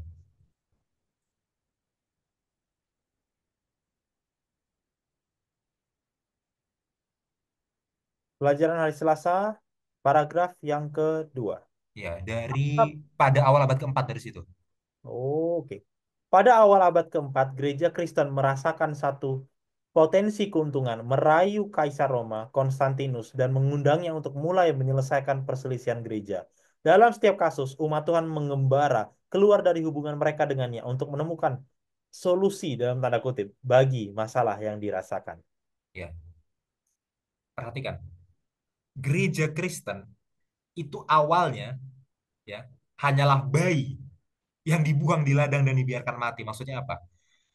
Gereja Kristen, jemaat mula-mula itu pada awalnya hanya sekumpulan kecil, tidak signifikan, tidak dipandang. Bahkan gereja Kristen mula-mulanya itu adalah objek persekusi, selalu dianiaya kemanapun mereka berada. Oke? Ya. Tapi Tuhan memelihara gerejanya, membesarkan gerejanya, ya, sampai mereka jadi besar. Oke? Dan pada suatu waktu ya, saat gereja ini sudah cukup mapan, sudah cukup dewasa, ya, seorang kaisar mendapatkan penglihatan saat dia sedang perang, gitu Hmm. ya. Ya mungkin Bill bisa jelaskan sejarah lebih panjang ya, tapi di sini kita rangkum aja. Ya, Kaisar Konstantinus dapat penglihatan waktu perang. Ya, saya nggak akan jelaskan bagaimana detailnya, tapi singkat cerita dari penglihatan itu dia menang perang. Ya, dan karena penglihatan itu dia menang perang, dia memutuskan bahwa penglihatan ini benar. Dan karena penglihatan itu benar, maka dia apa? Mengambil agama yang ada di penglihatan itu, gitu ya. Dan kalau nggak salah penglihatannya itu tentang salib gitu ya. Iya. Betul ya, Bill ya. Jadi tentang salib. Dan karena ada salib itu, maka dia mengecat semua tameng pasukannya dengan salib dan di situ dia menang. Oke. Dan karena dia percaya dengan mimpi itu, ya, dan mimpi itu isinya salib yang adalah simbol kekristenan, maka dari situ dia menjadi Kristen. Kaisar Konstantin menjadi Kristen gitu ya. Seperti itu. Dan setelah Kaisar Konstantin menjadi Kristen, ya, orang-orang Kristen, para pemimpin-pemimpin gerejanya melihat ini ada keuntungannya ini. Ada keuntungannya ini. Bayangkan, kita ini sebelumnya adalah kelompok yang selalu dipersekusi, selalu dianiaya. Oke. Sekarang kaisarnya itu satu agama dengan kita. Sekarang kaisarnya orang Kristen. Ya, kita manfaatkan saja ini. Dan implikasinya adalah setiap kali gereja punya masalah, oke, setiap kali gereja punya masalah ya, gereja itu larinya ke Kaisar Konstantinus jadinya, ya, ke Kaisar Konstantinus. Ya. Dan seakan-akan hubungan gereja dengan kekaisaran, oke, itu jadi lebih akrab daripada hubungan gereja dengan Tuhan, ya, gitu ya. Makanya kita bisa bilang ya pada pada abad keempat ini ya, gereja itu berselingkuh dengan kekaisaran Roma, yang harusnya suaminya gereja itu adalah Tuhan, ya kan, betul ya, suaminya gereja itu harusnya Tuhan, tapi gereja malah selingkuh dengan kekaisaran Roma. Ya. Waktu si bayi tadi sudah menjadi besar dan sudah menjadi cantik, dia justru menggunakan kecantikannya ya untuk berselingkuh. Waktu gereja sudah mulai menjadi mapan, dia malah menggunakan kemapanannya itu untuk bersatu dengan kekuatan kekaisaran Roma, ya kan? Makanya dalam doktrin Protestan ya, terutama dalam tradisi gereja Baptis dan gereja Advent ya, kita punya doktrin itu untuk memisahkan kekuasaan politik dan agama ya, apa Hmm. church and state separation. Kita punya doktrin itu ya karena kita tahu ya penyatuan antara kekuasaan agama dan negara pada abad keempat itu mengakibatkan perselingkuhan rohani, perzinahan rohani. Gereja udah berselingkuh dari Tuhan dan lebih menjadikan apa kekaisaran Romawi sebagai suaminya gitu loh. Itu yang terjadi ya. Belum lagi nanti ada implikasi-implikasi doktrin di situ. Ya kan yang kita tahu Kaisar Konstantinus lah yang apa meresmikan itu kan dekret untuk apa penyembahan pada hari Minggu itu kan. Ya, meskipun penyembahannya sudah mulai tentu sebelum Konstantinus, saya nggak bilang baru mulai di Konstantinus gitu kan. Tapi nanti kan peresmiannya itu secara dekret ya, itu kan di Kaisar Konstantinus gitu kan. Ya, tentu saja ya. Jadi waktu waktu gereja sudah berzina, sudah melacur, sudah lebih berpihak pada kekaisaran daripada kepada Tuhan ya. Maka mereka lebih menurut sama kekaisaran daripada sama Tuhan gitu kan. Hmm. Ya, dan di situ akhirnya muncul ajaran-ajaran yang salahnya gitu. Ya, seperti itu. Dan menurut Wahyu 17 ya, menurut nubuatan Wahyu 17, peristiwa yang terjadi pada abad keempat ini akan terjadi lagi pada akhir zaman. Ya. Ini kan ini kan sebuah pola pemberontakan gitu ya. Kalau pada perjanjian lama Israel eh, menyembah ilah-ilah lain, kalau pada perjanjian lama Israel itu berselingkuh, apa berselingkuh, melacur secara rohani pada perjanjian lama, seperti itu juga gereja pada abad keempat. Ya. Dan maka seperti itu juga gereja nanti pada akhir zaman, ya kan? Gereja itu akan melacur secara rohani, berselingkuh secara rohani. Seperti itu ya. Oke. Ini ya penjelasan sejarahnya ya. Nah, kita lanjutkan dengan Wahyu 17 ayat 5, Bil. Tolong. Oke. Dan pada dahinya tertulis suatu nama, suatu rahasia, Babel besar, ibu dari wanita-wanita pelacur, dan dari kejian bumi. Ya. Perhatikan di situ bahwa si wanita pelacur ini ternyata punya nama lain. Ya, apa Bil nama lainnya menurut ayat ini, Bil? Babel besar. Babel besar ya. Jadi eh, saudara yang membaca nubuatan ya, jangan bingung ya. Kita hanya perlu membaca lebih teliti dan kita bisa tahu bahwa wanita pelacur dan Babel itu adalah dua entitas yang sama, itu hanya nama lain, ya kan? Ya. Untuk menggambarkan dia sebagai institusi yang berusaha untuk menyamai Tuhan disebut sebagai Babel. Itu kan dari Kejadian 11 itu. Dan by the way ini pelajaran pekan depan loh. Ya, Pelajaran pekan depan tentang Babel ya. Babel itu kan dari kata bahasa Akadia itu, Bab Ili. Bab Ili artinya pintu pintu gerbang Tuhan. Maksudnya Babel itu adalah sebuah usaha untuk mencapai gerbangnya Tuhan, untuk menyamai Tuhan. Oke. Jadi kecenderungan Babel untuk menyamai Tuhan ya, itu digunakan di sini ya. Nama Babel itu artinya institusi ini mau menyamai Tuhan. Oke. Ya. Tapi kecenderungan institusi ini untuk melacur, untuk berzina secara rohani itu digunakan istilah wanita pelacur, ya kan? Jadi itu itu istilah untuk menggambarkan apa sosok yang sama, institusi yang sama, tapi dengan dua penekanan yang beda. Babel itu menekankan kecenderungannya untuk menyamai Tuhan, itu Babel. Pelacur itu menekankan kecenderungannya untuk berselingkuh, berzina secara rohani. Ya, tapi pelacur besar dan Babel besar itu sama. Ya, itu hanya nama lain. Oke, jadi jangan bingung ya. Kita nggak akan bahas panjang-panjang tentang Babelnya, itu kita simpan untuk pelajaran pekan depan. Ya. Jadi pastikan saudara belajar untuk pekan depan ya. Kita lanjutkan ke pasal selanjutnya, Bil. Wahyu 18 ayat 1 sampai 4. Wahyu 18 ayat 1 sampai 4.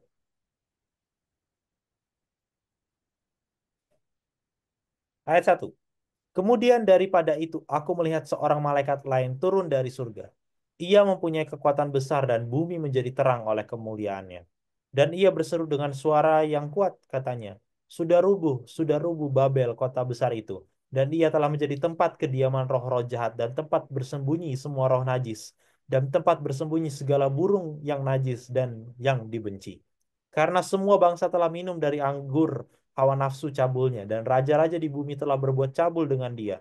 Dan pedagang-pedagang di bumi telah menjadi kaya oleh kelimpahan hawa nafsunya. Lalu aku mendengar suara lain dari sorga berkata, pergilah kamu, hai umatku, pergilah daripadanya, supaya kamu jangan mengambil bagian dalam dosa-dosanya, dan supaya kamu jangan turut ditimpa malapetaka-malapetakanya. Oke, ya terima kasih, Bil. Perhatikan di sini ya, bahwa lagi-lagi ya, lambang Babel dan lambang pelacur itu digabung jadi satu ya. Ya kan? Jadi Hmm. maksudnya Babel itu ya si pelacur itu, si pelacur itu ya si Babel itu, sama. Oke? Dan di Wahyu 18 ini nubuatannya berfokus pada pengadilan Allah sekarang. Perhatikan tuh di ayat 2 ya. Eh, sudah rubuh Babel. Ya kan? Sudah rubuh Babel, kota besar itu. Ya. Jadi Babel besar itu akan segera runtuh menjadi abu. Oke, jadi ada penghakiman Tuhan kepada Babel, penghakiman Tuhan kepada si pelacur ini, ya, dan si Babel ini sudah rubuh, akan segera runtuh menjadi abu. Yaitu ayat 2. Dan di ayat 4 nubuatan itu sekarang punya nada yang mendesak di ayat 4 ya. Sekarang di ayat 4 nubuatan ini punya panggilan yang bergema di seluruh bumi. Di ayat 4. Oke. Saya bacakan ayat 4 ya. Lalu aku mendengar suara lain dari surga berkata, pergilah kamu, hai umatku, pergilah daripadanya, supaya kamu jangan mengambil bagian dalam dosa-dosanya, dan supaya kamu jangan turut ditimpakan malapetaka-malapetakannya. Pergilah kamu, hai umatku. Ya, jadi ada panggilan bagi umat-umat Tuhan, ya, Kita nggak perlu berdebat tentang itu karena ayatnya sendiri bilang umatku. Ya berarti yang dimaksud di sini memang umat Tuhan. Ya, oke. Disuruh pergi dari Babel, disuruh keluar dari Babel. Ya, ini sangat menarik ya. Kita sudah tahu ya bahwa pelacur itu adalah gereja ya yang tidak setia kepada Tuhan. Oke, gereja yang berzinah, melacur dari Tuhan, bukannya setia kepada Tuhan, dia malah setia kepada yang lain. Kita tahu itu. Ya, dan kita tahu bahwa Babel itu akan segera rubuh. Tapi itu kan berbicara tentang institusinya. Nah, kita dalam belajar nubuatan ini ya, kita harus harus membedakan yang mana institusi, yang mana pribadi. Kenapa seperti itu? Ya, karena kalau kita menyamakan, waktu institusinya itu sesat, kita kira pribadi-pribadinya di dalamnya itu juga sesat. Padahal kasusnya nggak begitu. Contoh, institusinya dibilang sudah rubuh gitu ya, dihakimi institusinya. Tapi umat-umat yang ada dalam institusinya disebut sebagai apa? Disebut Hmm. sebagai umat Tuhan, umatku, ya kan? Jadi ternyata orang-orang yang ada di dalam Babylon, gitu ya, itu juga umat Tuhan, itu juga umat Tuhan ya. Makanya kita nggak perlu ragu-ragu ya untuk bilang bahwa saudara-saudara kita di gereja Katolik itu adalah umat Tuhan. Kita nggak perlu ragu untuk bilang seperti itu. Ya, kita nggak perlu ragu untuk bilang bahwa saudara-saudara kita yang ada di gereja Ortodoks Timur atau misalkan di gereja Asiria Timur itu adalah umat Tuhan. Kita nggak perlu ragu. Ya, kita nggak perlu ragu untuk bilang bahwa saudara-saudara kita Protestan yang lain ya, baik dari Lutheran, dari Calvinis, dari kelompok gereja Baptis ya, kemudian dari apa kelompok evangelikal yang lain termasuk yang karismatik, kita nggak perlu ragu bahwa mereka juga adalah umat Tuhan. Ya. Perhatikan orang-orang yang ada di Babel itu Tuhan sendiri yang sebut sebagai umatku. Jadi saudara-saudara Kristen kita dari berbagai denominasi itu adalah saudara-saudara kita dalam Kristus tetap ya satu tubuh tetap gitu loh. Cuma karena memang institusinya itu adalah institusi yang sudah melacur, ya panggilannya adalah keluar dari Babel, keluar dari institusi itu. Bukan berarti mereka sudah tidak dianggap umat Tuhan lagi, bukan begitu logikanya gitu ya. Logikanya adalah panggilan untuk keluar, ya. Dan seperti itulah juga tadi yang dilakukan oleh Hosea kan. Sebagaimanapun melacurnya istrinya kan dia tebus lagi kan, ya kan? Dan seperti itu juga harusnya eh, gereja pada akhir zaman gitu ya. Sebagaimanapun melacurnya atau berzinahnya gereja secara rohani ya, itu tetap harus dipanggil keluar lagi, ya. Bukan berarti malah tidak dianggap gitu, bukan seperti itu. Ya karena Tuhan memang pengen supaya mereka dipanggil keluar lagi kan seperti itu ya. Seperti itu konsepnya. Oke. Sekarang kita lanjutkan ke Wahyu 19, Bil. Kita baca ayat 1 sampai 9. Wahyu 19.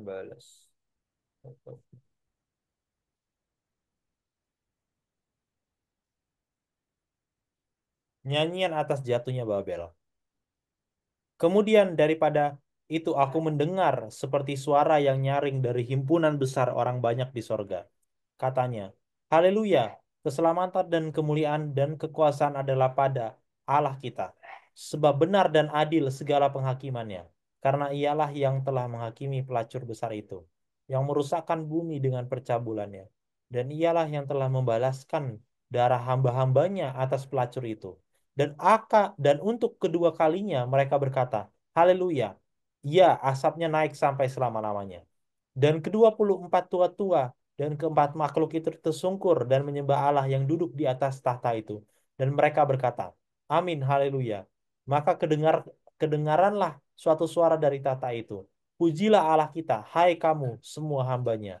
Kamu yang takut akan dia, baik kecil maupun besar.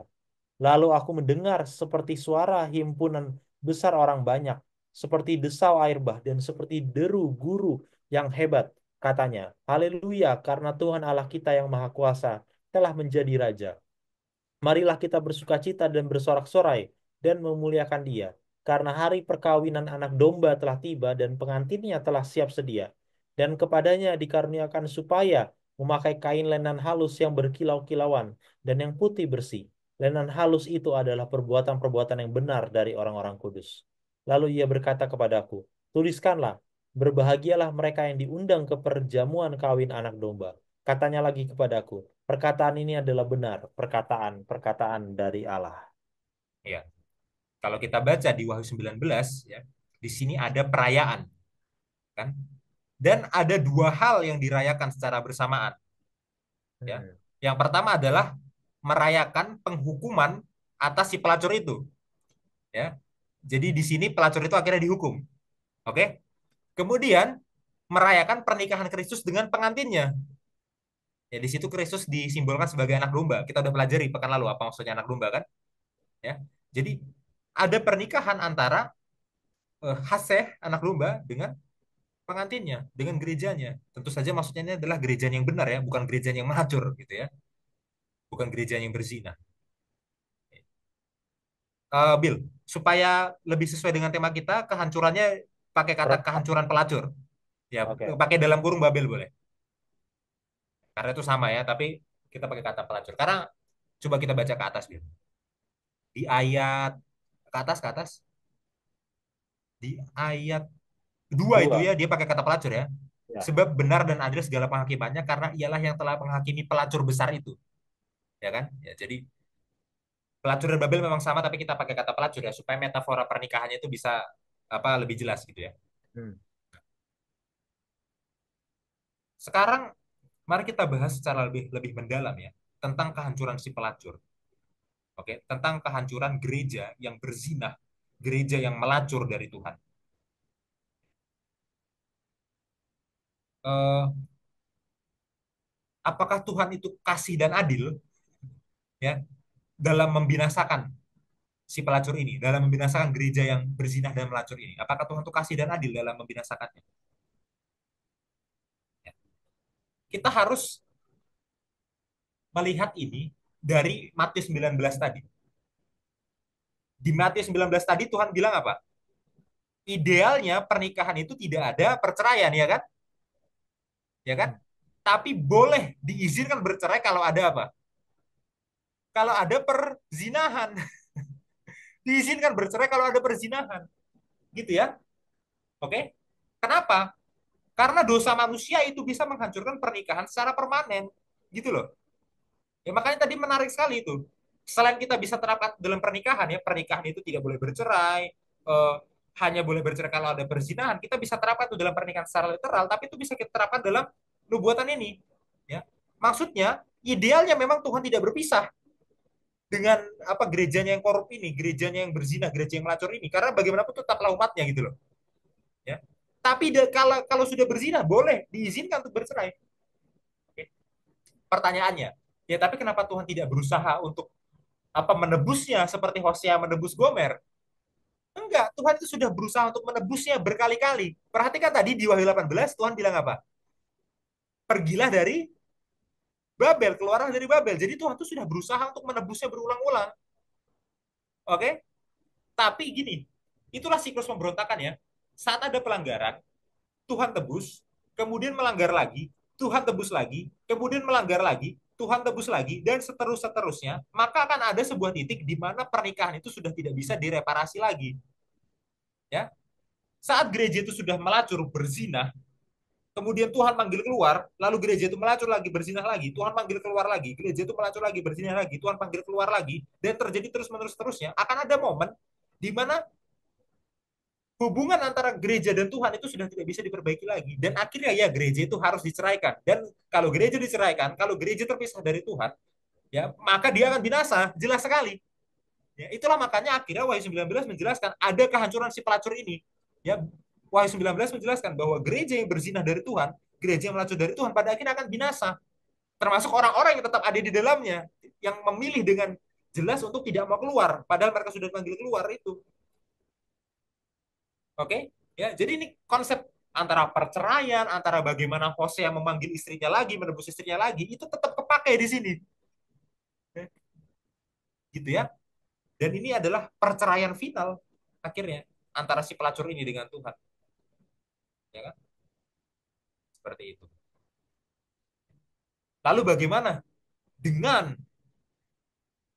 uh, perempuan yang murni itu? Bagaimana dengan gereja yang benar? Ya, itu akan ada pesta perkawinan dengan si anak domba, ya kan?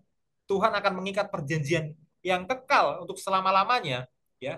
Perjanjian kekal di mana tidak ada lagi penderitaan, di mana tidak ada lagi kejahatan, dan tidak akan pernah lagi muncul kemungkinan kejahatan dan penderitaan untuk selama-lamanya, ya. Itulah perjamuan kawin anak domba dengan perempuan yang murni, dengan gereja yang benar, ya. Itu adalah hidup kekal di surga, ya. Saat gerejanya yang benar, yang terdiri dari non Yahudi dan Yahudi, dari ranting asli dengan ranting cangkokan bersatu, ya, bersama dengan Tuhan dan tinggal bersama-sama selama-lamanya dengan Dia, bersama Sang Anak Domba Yesus Kristus sendiri, Haseh, di surga nanti. Itu, ya. Jadi dari gambaran pernikahan saja, ya, itu kita sudah bisa memahami nubuatan dengan sangat mendalam, ya. Tentu saja belum semua simbolnya kita bisa pelajari, kan, ya kan. Contohnya tadi Babel, Babel kita nggak bahas secara mendalam, ya kan. Oke. Kemudian simbol-simbol lainnya banyak sebenarnya di sini, bukan hanya simbol pernikahan. Tapi simbol pernikahannya begitu kita paham, kita langsung baca Wahyu 17, Wahyu 18, Wahyu 19, gak bingung gitu loh.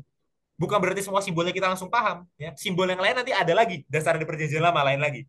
Tapi simbol pernikahannya udah jelas. Dan inilah cara mempelajari nubuatan, ya. Seperti itu, ya. Ya, ya, sekarang panggilannya bagi kita, ya. Mari kita setia pada Tuhan. Jangan menyembah berhala, jangan berzina secara rohani, jangan melacur secara rohani.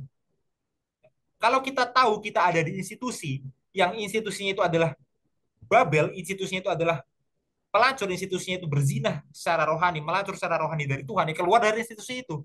Kalau kita tahu ada teman kita atau saudara kita yang ada di institusi itu, kita ingatkan untuk keluar dengan kasih tentunya. Ya. Sambil kita menantikan perjamuan kawin antara pengantin perempuan ini dengan anak domba. Sambil kita menantikan, ya, persatuan penuh antara Tuhan Yesus Kristus dengan umat-umatnya. Seperti itu. Ya. Silakan Bil tanggapannya. Iya. Eh, Terima kasih Mas Jansen. Ini bagus sekali ya, pembahasan tentang apa pelacuran rohani. Dan ya menurut saya, ya karena ini kan tema yang umum ya, bukan umum lah. Tema yang sering ya, umum itu tema yang sering dibahas kalau kita bahas Wahyu gitu ya. Dan setiap kali tema ini dibahas tetap saja ada orang-orang Advent, ya saya langsung bilang, ada orang-orang Advent yang tidak bisa menerima bahwa mereka yang di sana itu adalah umat Tuhan. Ya. Iya, Ya, saya bingung ya. Ini udah sering dibahas tapi setiap kali pasti ada gitu yang nggak bisa terima gitu. Ya, yang kayak, "Ya, tapi kan gitu ya." Dan dan menurut menurut saya itu ya, itu adalah kesulitan ya. Itu adalah itu adalah hal yang tersulit ya. Yang biasanya orang yang merasa benar itu dianggap seperti itu. Menganggap dirinya benar dan akhirnya memandang semua orang itu salah ya. Dan padahal panggilan itu tuh semua orang. Dan belum tentu juga pada ujian terakhir kita ikut gereja yang murni. Jangan-jangan betul. kita berzina juga gitu kan. Jadi panggilan itu sebenarnya bukan untuk mereka yang kita anggap mereka yang kita anggap yang orang-orang yang kita anggap itu gitu. Bukan hanya mereka saja, tapi juga kepada kita sebenarnya untuk kita menyiapkan diri apakah benar-benar saya tidak melakukan perzinahan rohani gitu kan. Dan ya itu kabar baik ya sebenarnya ya. Itu adalah kabar baik. Artinya Tuhan itu memang benar-benar adil ya. dan dan Tuhan tetap konsisten dari perjanjian lama ya, sebelum dia menghakimi dia akan memberikan peringatan dulu ya. Itu pelajaran sekolah sahabat kita, sahabat lalu, terlalu lalu ya, selalu seperti itu. Baik itu orang yang kita anggap tidak layak menerima peringatan sekalipun, Tuhan akan memberikan peringatan juga ya. Tuhan akan memberikan panggilan, dan itulah kasihnya Tuhan. Ada satu kutipan yang boleh saya ambil.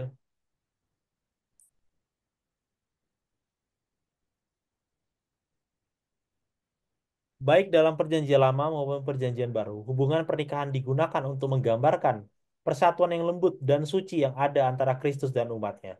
Bagi Yesus, kegembiraan pesta pernikahan menuju ke depan kepada sukacita hari itu ketika dia akan membawa pulang pengantin perempuannya ke rumah Bapa. Dan orang-orang tebusan bersama sang penebus akan duduk untuk perjamuan pernikahan anak domba.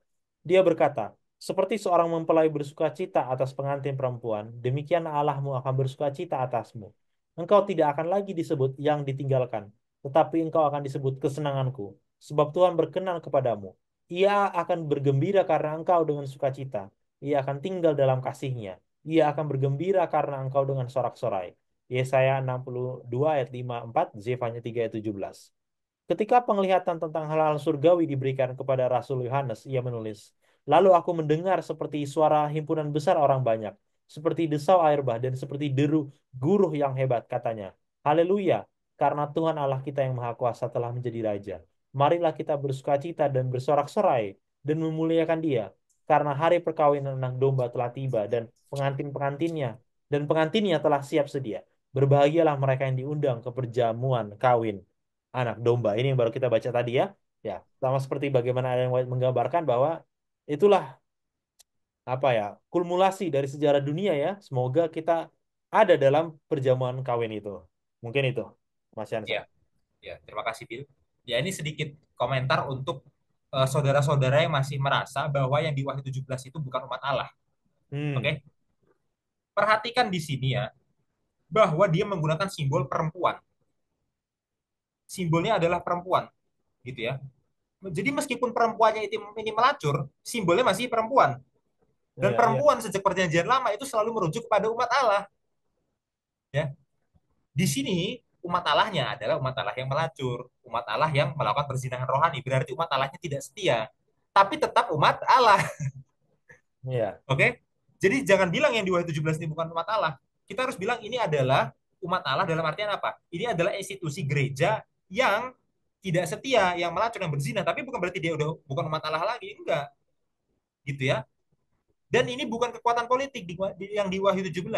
Kenapa? Karena kekuatan politik itu dilambangkannya dengan binatang di Wahyu 13. Oke? Okay? Tapi apakah dia ada hubungannya? Ada. Ada. Coba Wahyu 17 ayat 3, Bil. Hmm.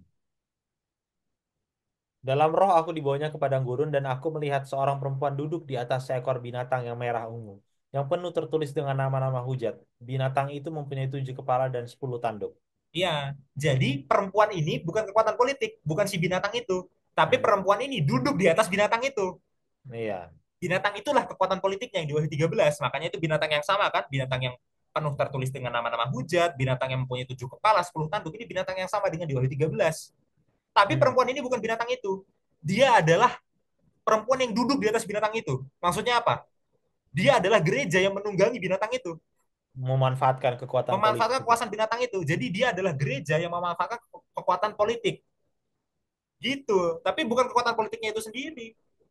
Ya, memang perempuan itu selalu adalah gambaran umat Tuhan.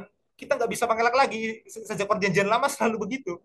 Iya. Ya, meskipun ini bukan umat Tuhan dalam arti bukan institusi gereja yang benar, jelas. Ya, makanya alasan selanjutnya adalah Wahyu 18 ayat 4 sendiri bilang Suruh keluar. umatku. Hmm. Umatku itu kurang jelas apa. Jadi memang ini umat Tuhan. Cuma karena ini adalah institusi yang kita bilang lah institusi yang berzina, yang melacur, yang tidak setia, disuruh keluar dari situ. Disuruh keluar dari situ. Tapi tetap saja disebutnya umatku gitu loh.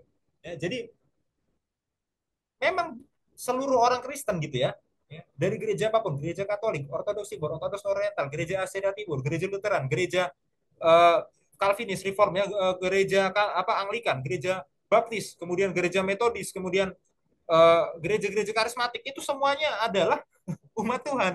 Ya, entah nanti isi ajarannya itu ya melacur atau enggak itu institusinya, makanya disuruh panggil keluar dari situ. Tapi jangan sama sekali menyangkal bahwa umat-umat Tuhan di gereja itu adalah umat Tuhan juga. Jangan kita sangkal itu.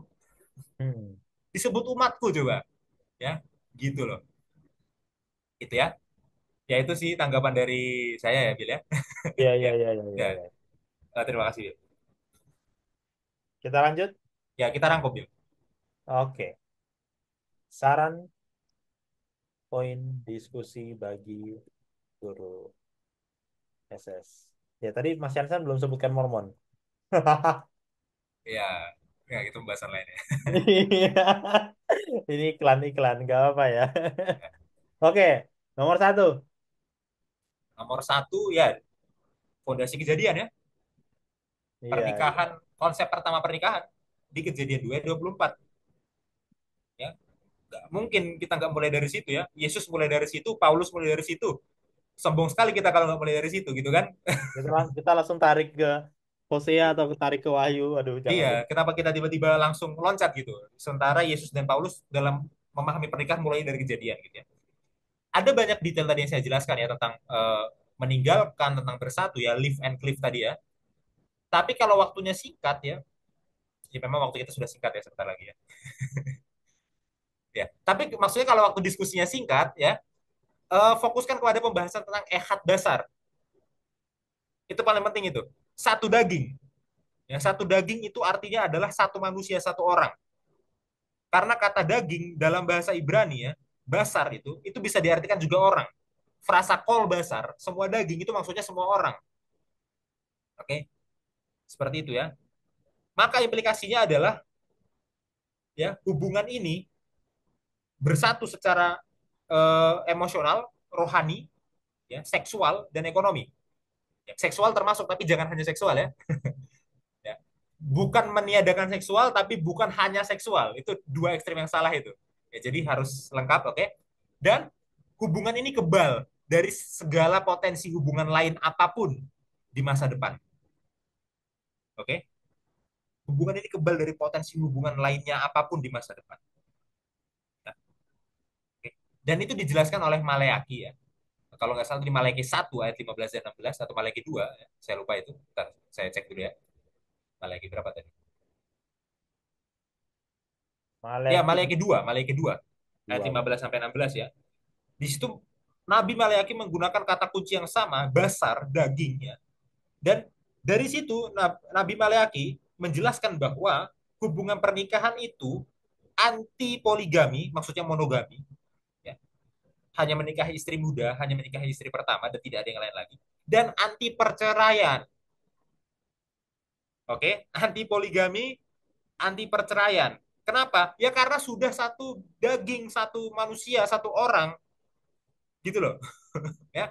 Kemudian Yesus, Yesus mengutip Kejadian 2:24 dalam Matius 19 ayat 3 sampai 9 itu. Ya, kutipannya terutamanya ada di ayat 5-nya memang, tapi seluruh bahasan itu dasarnya tetap dari kejadian gitu ya. Hmm. Ya. Intinya Yesus bilang bahwa eh, perceraian itu tidak ideal untuk pernikahan. Sejak semulanya pernikahan bukan dirancang untuk ada perceraian, gitu ya.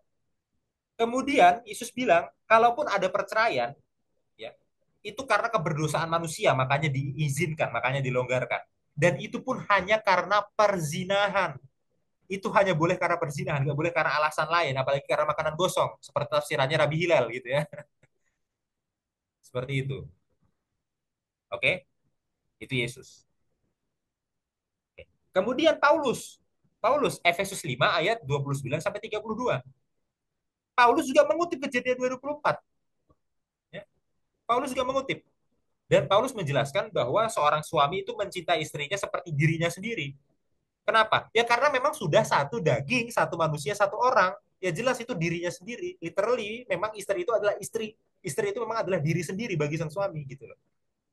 Ya. Dan Paulus menjelaskan kalau hubungan suami istri adalah lambang penggambaran untuk hubungan antara Tuhan dengan umatnya, penggambaran untuk hubungan antara Tuhan dengan gerejanya. Ya, ya ini memang ayatnya banyak, tapi ini semuanya dasarnya satu, Kejadian 2:24. Karena Ya. semua ayat-ayat tadi ini ya, baik yang di Maleaki, baik yang di Matius, baik yang di Efesus, semuanya mengutip kitab Kejadian itu. Kutipan langsung loh, bukan tersirat loh, kutipan langsung loh. Ya, jadi ini adalah kita bisa masukkan dalam pembahasan dari kitab Kejadian, kita satukan gitu ya. Ini dasarnya. Ya. Kemudian eh, Yehezkiel 16 ya, ayat 4 sampai 15 itu ya.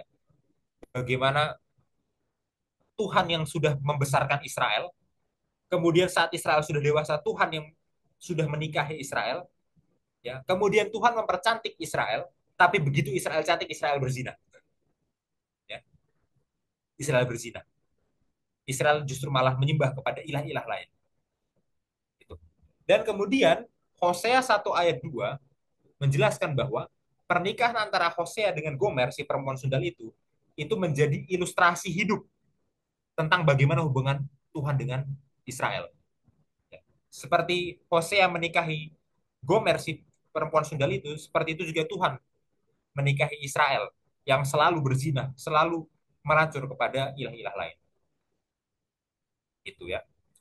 Kemudian dalam Hosea 3 ayat 1 sampai 2, ya, Tuhan menyuruh Hosea untuk menebus Gomer, si perempuan sundal itu. Ya.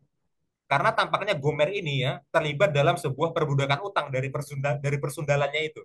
Ya, saudara bayangkan itu, dia bersundal sampai dari persundalannya itu dia terlibat di perbudakan utang. Dan Hosea harus tebus itu. Ya, seperti itu juga Tuhan. Ya, waktu umatnya itu berkali-kali tidak setia, berkali-kali melacur menyembah ilah lain, ya, Tuhan tebus umatnya. Tuhan tebus umatnya. Ya. Tentu saja puncaknya itu ada dalam penebusan Yesus di kayu salib. Ya. Dan tentu saja Tuhan terus memanggil umatnya untuk bertobat, itu juga termasuk di situ ya. Tuhan menebus umatnya itu.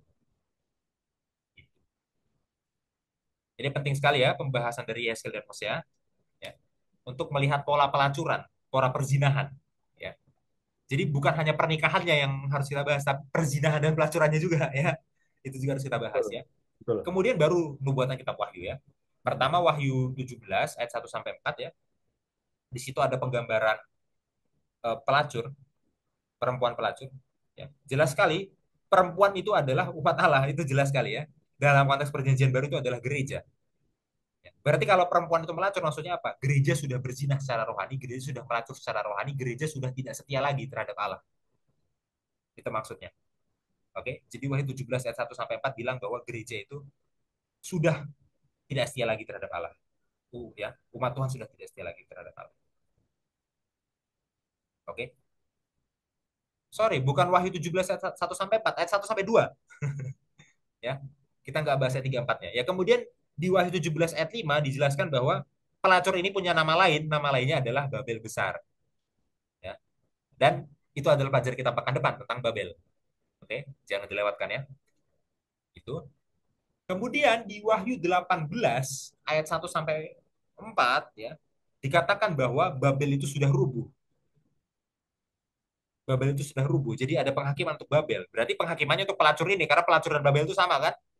Kan gitu ya. Babel sudah rubuh ya. Kemudian ada panggilan bagi umatnya, literally disebut umatku dia. Berarti ini memang umat Tuhan. Ada panggilan bagi umatnya yang masih ada dalam institusi ini untuk keluar dari sana. Ya. Umatnya dipanggil untuk keluar dari sana. Oke. Kemudian Wahyu 19 ayat 1 sampai 9 ya. Di situ ada dua peristiwa yang dirayakan di situ ya.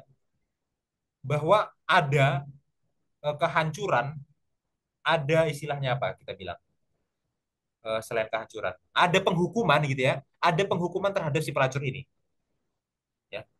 Itu peristiwa yang pertama. Dan peristiwa yang kedua, si anak domba yang adalah Yesus Kristus sendiri ya, Haseh itu ya, akan mengadakan perjamuan kawin. Perjamuan kawin dengan apa? Dengan perempuan yang benar, perempuan yang murni. Itulah pengantennya, itulah umat Tuhan yang benar, gerejanya yang benar. Hmm. Gitu ya. Ya. Dan bukannya Tuhan tidak berusaha untuk rujuk dengan perempuan yang sudah melacur ini, dengan perempuan yang sudah berzina ini. Bukannya Tuhan tidak berusaha untuk rujuk dengan dengan gerejanya yang sudah tidak setia ini, enggak. Tuhan berusaha untuk rujuk. Ya buktinya Tuhan selalu panggil dia untuk keluar gitu kan.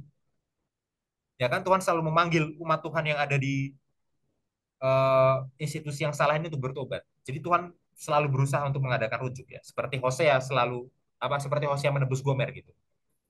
Ya kan? Tapi pelanggaran ini sudah terjadi berulang-ulang secara siklus sampai pernikahan ini sudah tidak bisa diperbaiki lagi. Ya pernikahan sudah tidak bisa diperbaiki lagi dan akhirnya ya harus ada perceraian. Nah, saat gereja ini perempuan ini bercerai dari Tuhan ya maka yang ada hanya kebinasaan. Bercerai dari Tuhan itu kan masih binasa kan gitu ya. Ya, makanya akhirnya gereja ini binasa, si perempuan pelacur ini binasa. Gereja yang tidak setia ini akhirnya binasa. Gitu ya. Dan pengharapan kita adalah menantikan perjamuan kawin anak domba itu. Waktu anak domba menikah akhirnya dengan mempelai wanitanya, perempuan yang murni itu. Gitu ya. Ya saya rasa ini cukup ya. Pembahasannya cukup ya. Waktu saudara-saudara masuk ke Wahyu 17, Wahyu 18, dan Wahyu 19, jangan dulu membahas semua simbolnya secara sangat lengkap. Jangan dulu. Ya. Karena di situ ada banyak simbol lain selain simbol pernikahan. Jelas kita bisa baca itu kan. Ya. Ya, ya, Tapi ya. pelajarannya ini tentang simbol pernikahan. Jadi bahas dulu yang tentang simbol pernikahan. Tadi Babel itu saya bahas sedikit aja kok, nggak dalam ya. Ya, tapi utamakan bahas simbol pernikahan. Jangan sampai nanti semua simbolnya dibahas gitu kan. Oh ini nyanyiannya. Misalkan Wahyu 19, nyanyiannya diambil dari mana nih nyanyiannya? Kenapa ini mirip dengan nyanyian, misalkan nyanyian Musa di Wahyu 15, di Keluaran 15 misalkan dan lain sebagainya. Jangan, jangan dulu membahas sampai ke situ ya. Bahas dulu tentang penggambaran pernikahan. Gitu ya. Silakan Bil, kalau ada tanggapan. Iya, terima kasih Mas Hansen atas pelajaran yang bagus sekali ya ini. Ini saya rasa tema ya sekali lagi ya ini adalah tema yang umum yang ada di Wahyu gitu ya. Tadi Mas Hansen sudah singgung anak domba, perkawinan anak domba, perempuan ya dan tidak perlu menjadi orang Advent untuk tahu bahwa perempuan itu gereja ya. Dan Iya. dan dan yang susah itu adalah menerima bahwa umat Tuhan ada tidak hanya ada di Advent saja. Nah, itu yang susah itu. Ya, menerima perempuan itu adalah gereja gampang, tapi menerima fakta bahwa teman-teman kita, saudara-saudara kita yang di sana itu adalah umat Tuhan juga, nah itu yang susah. Nah, butuh kerendahan hati ya, saudara-saudara. Dan ya pelajaran ini secara secara pribadi ya, ya selalu lah. Saya rasa setiap kali kita belajar nubuatan itu selalu menggemakan hati kita seakan-akan waktunya itu bukan seakan-akan membuat kita selalu ingat waktunya itu sudah singkat gitu ya, Iya. bukan seakan-akan ya waktunya itu sudah singkat. Nah ya banyak yang saya pelajari terutama di pelajaran kali ini ya karena ya mungkin ada alasannya ya Tuhan memakai kata pernikahan ya karena pernikahan hubungan itu kan dibawa ke hati ya jadi sakit hati itu kan emosi gitu ya, itu Iya, bukan iya, buat betul. transaksional gitu kamu bayar ini kamu bukan gitu tapi pakai hati gitu transaksional artinya artinya ada hati yang disakiti nih kalau ada perselingkuhan gitu kan, ada hati yang disakiti. Nah kalau saya boleh bawa ke dalam aplikasi ya setelah belajar ini ya berarti setiap perbuatan kita baik itu secara individu maupun kita secara kelompok ya dalam ini kan masalahnya institusi ya kepercayaan dan sebagainya macamnya, eh, apakah itu adalah sebuah tindakan perselingkuhan atau tidak? Nah, apakah itu adalah tindakan yang melukai hati Tuhan atau tidak? Gitu ya. Saya rasa itu sangat penting sekali ya. Ya itu yang saya rasa kalau saya baca Wahyu terutama tema pernikahan ini ya. Karena pernikahan itu sekali lagi hubungan ya. Saya belum menikah juga, Mas Yansan juga belum menikah. Ya, tapi kita tahu ya disakiti itu seperti apa Iya, dalam sebuah betul. hubungan gitu kan. Entah itu kita menyakiti orang atau kita yang disakiti. Dan itu sakit gitu ya. Dan ya kita tidak mau Tuhan disakiti gitu kan. Dan Iya, dan apa namanya? Dan itulah perceraian itu makanya adil ya Mas Hansen tadi ya.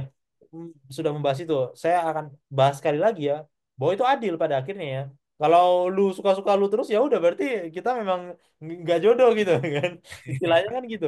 Dan bukan sekali dua kali terus berulang kali dan malah ya itu baru kita bahas aspek perempuannya ya. Nah, di pelajaran selanjutnya kita kan bahas aspek Babelnya gitu.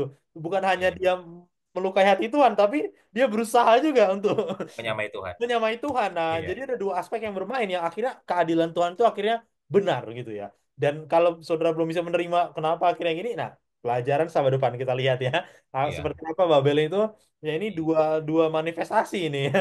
iya. Dan ya Merujuk kepada institusi yang sama itu, tapi sama dengan dua istilah yang berbeda. dua istilah berbeda. Penekanannya beda. Benar, benar. Dan itu ya, itulah luar biasa Tuhan yang menggambarkan simbol dalam kitab Wahyu.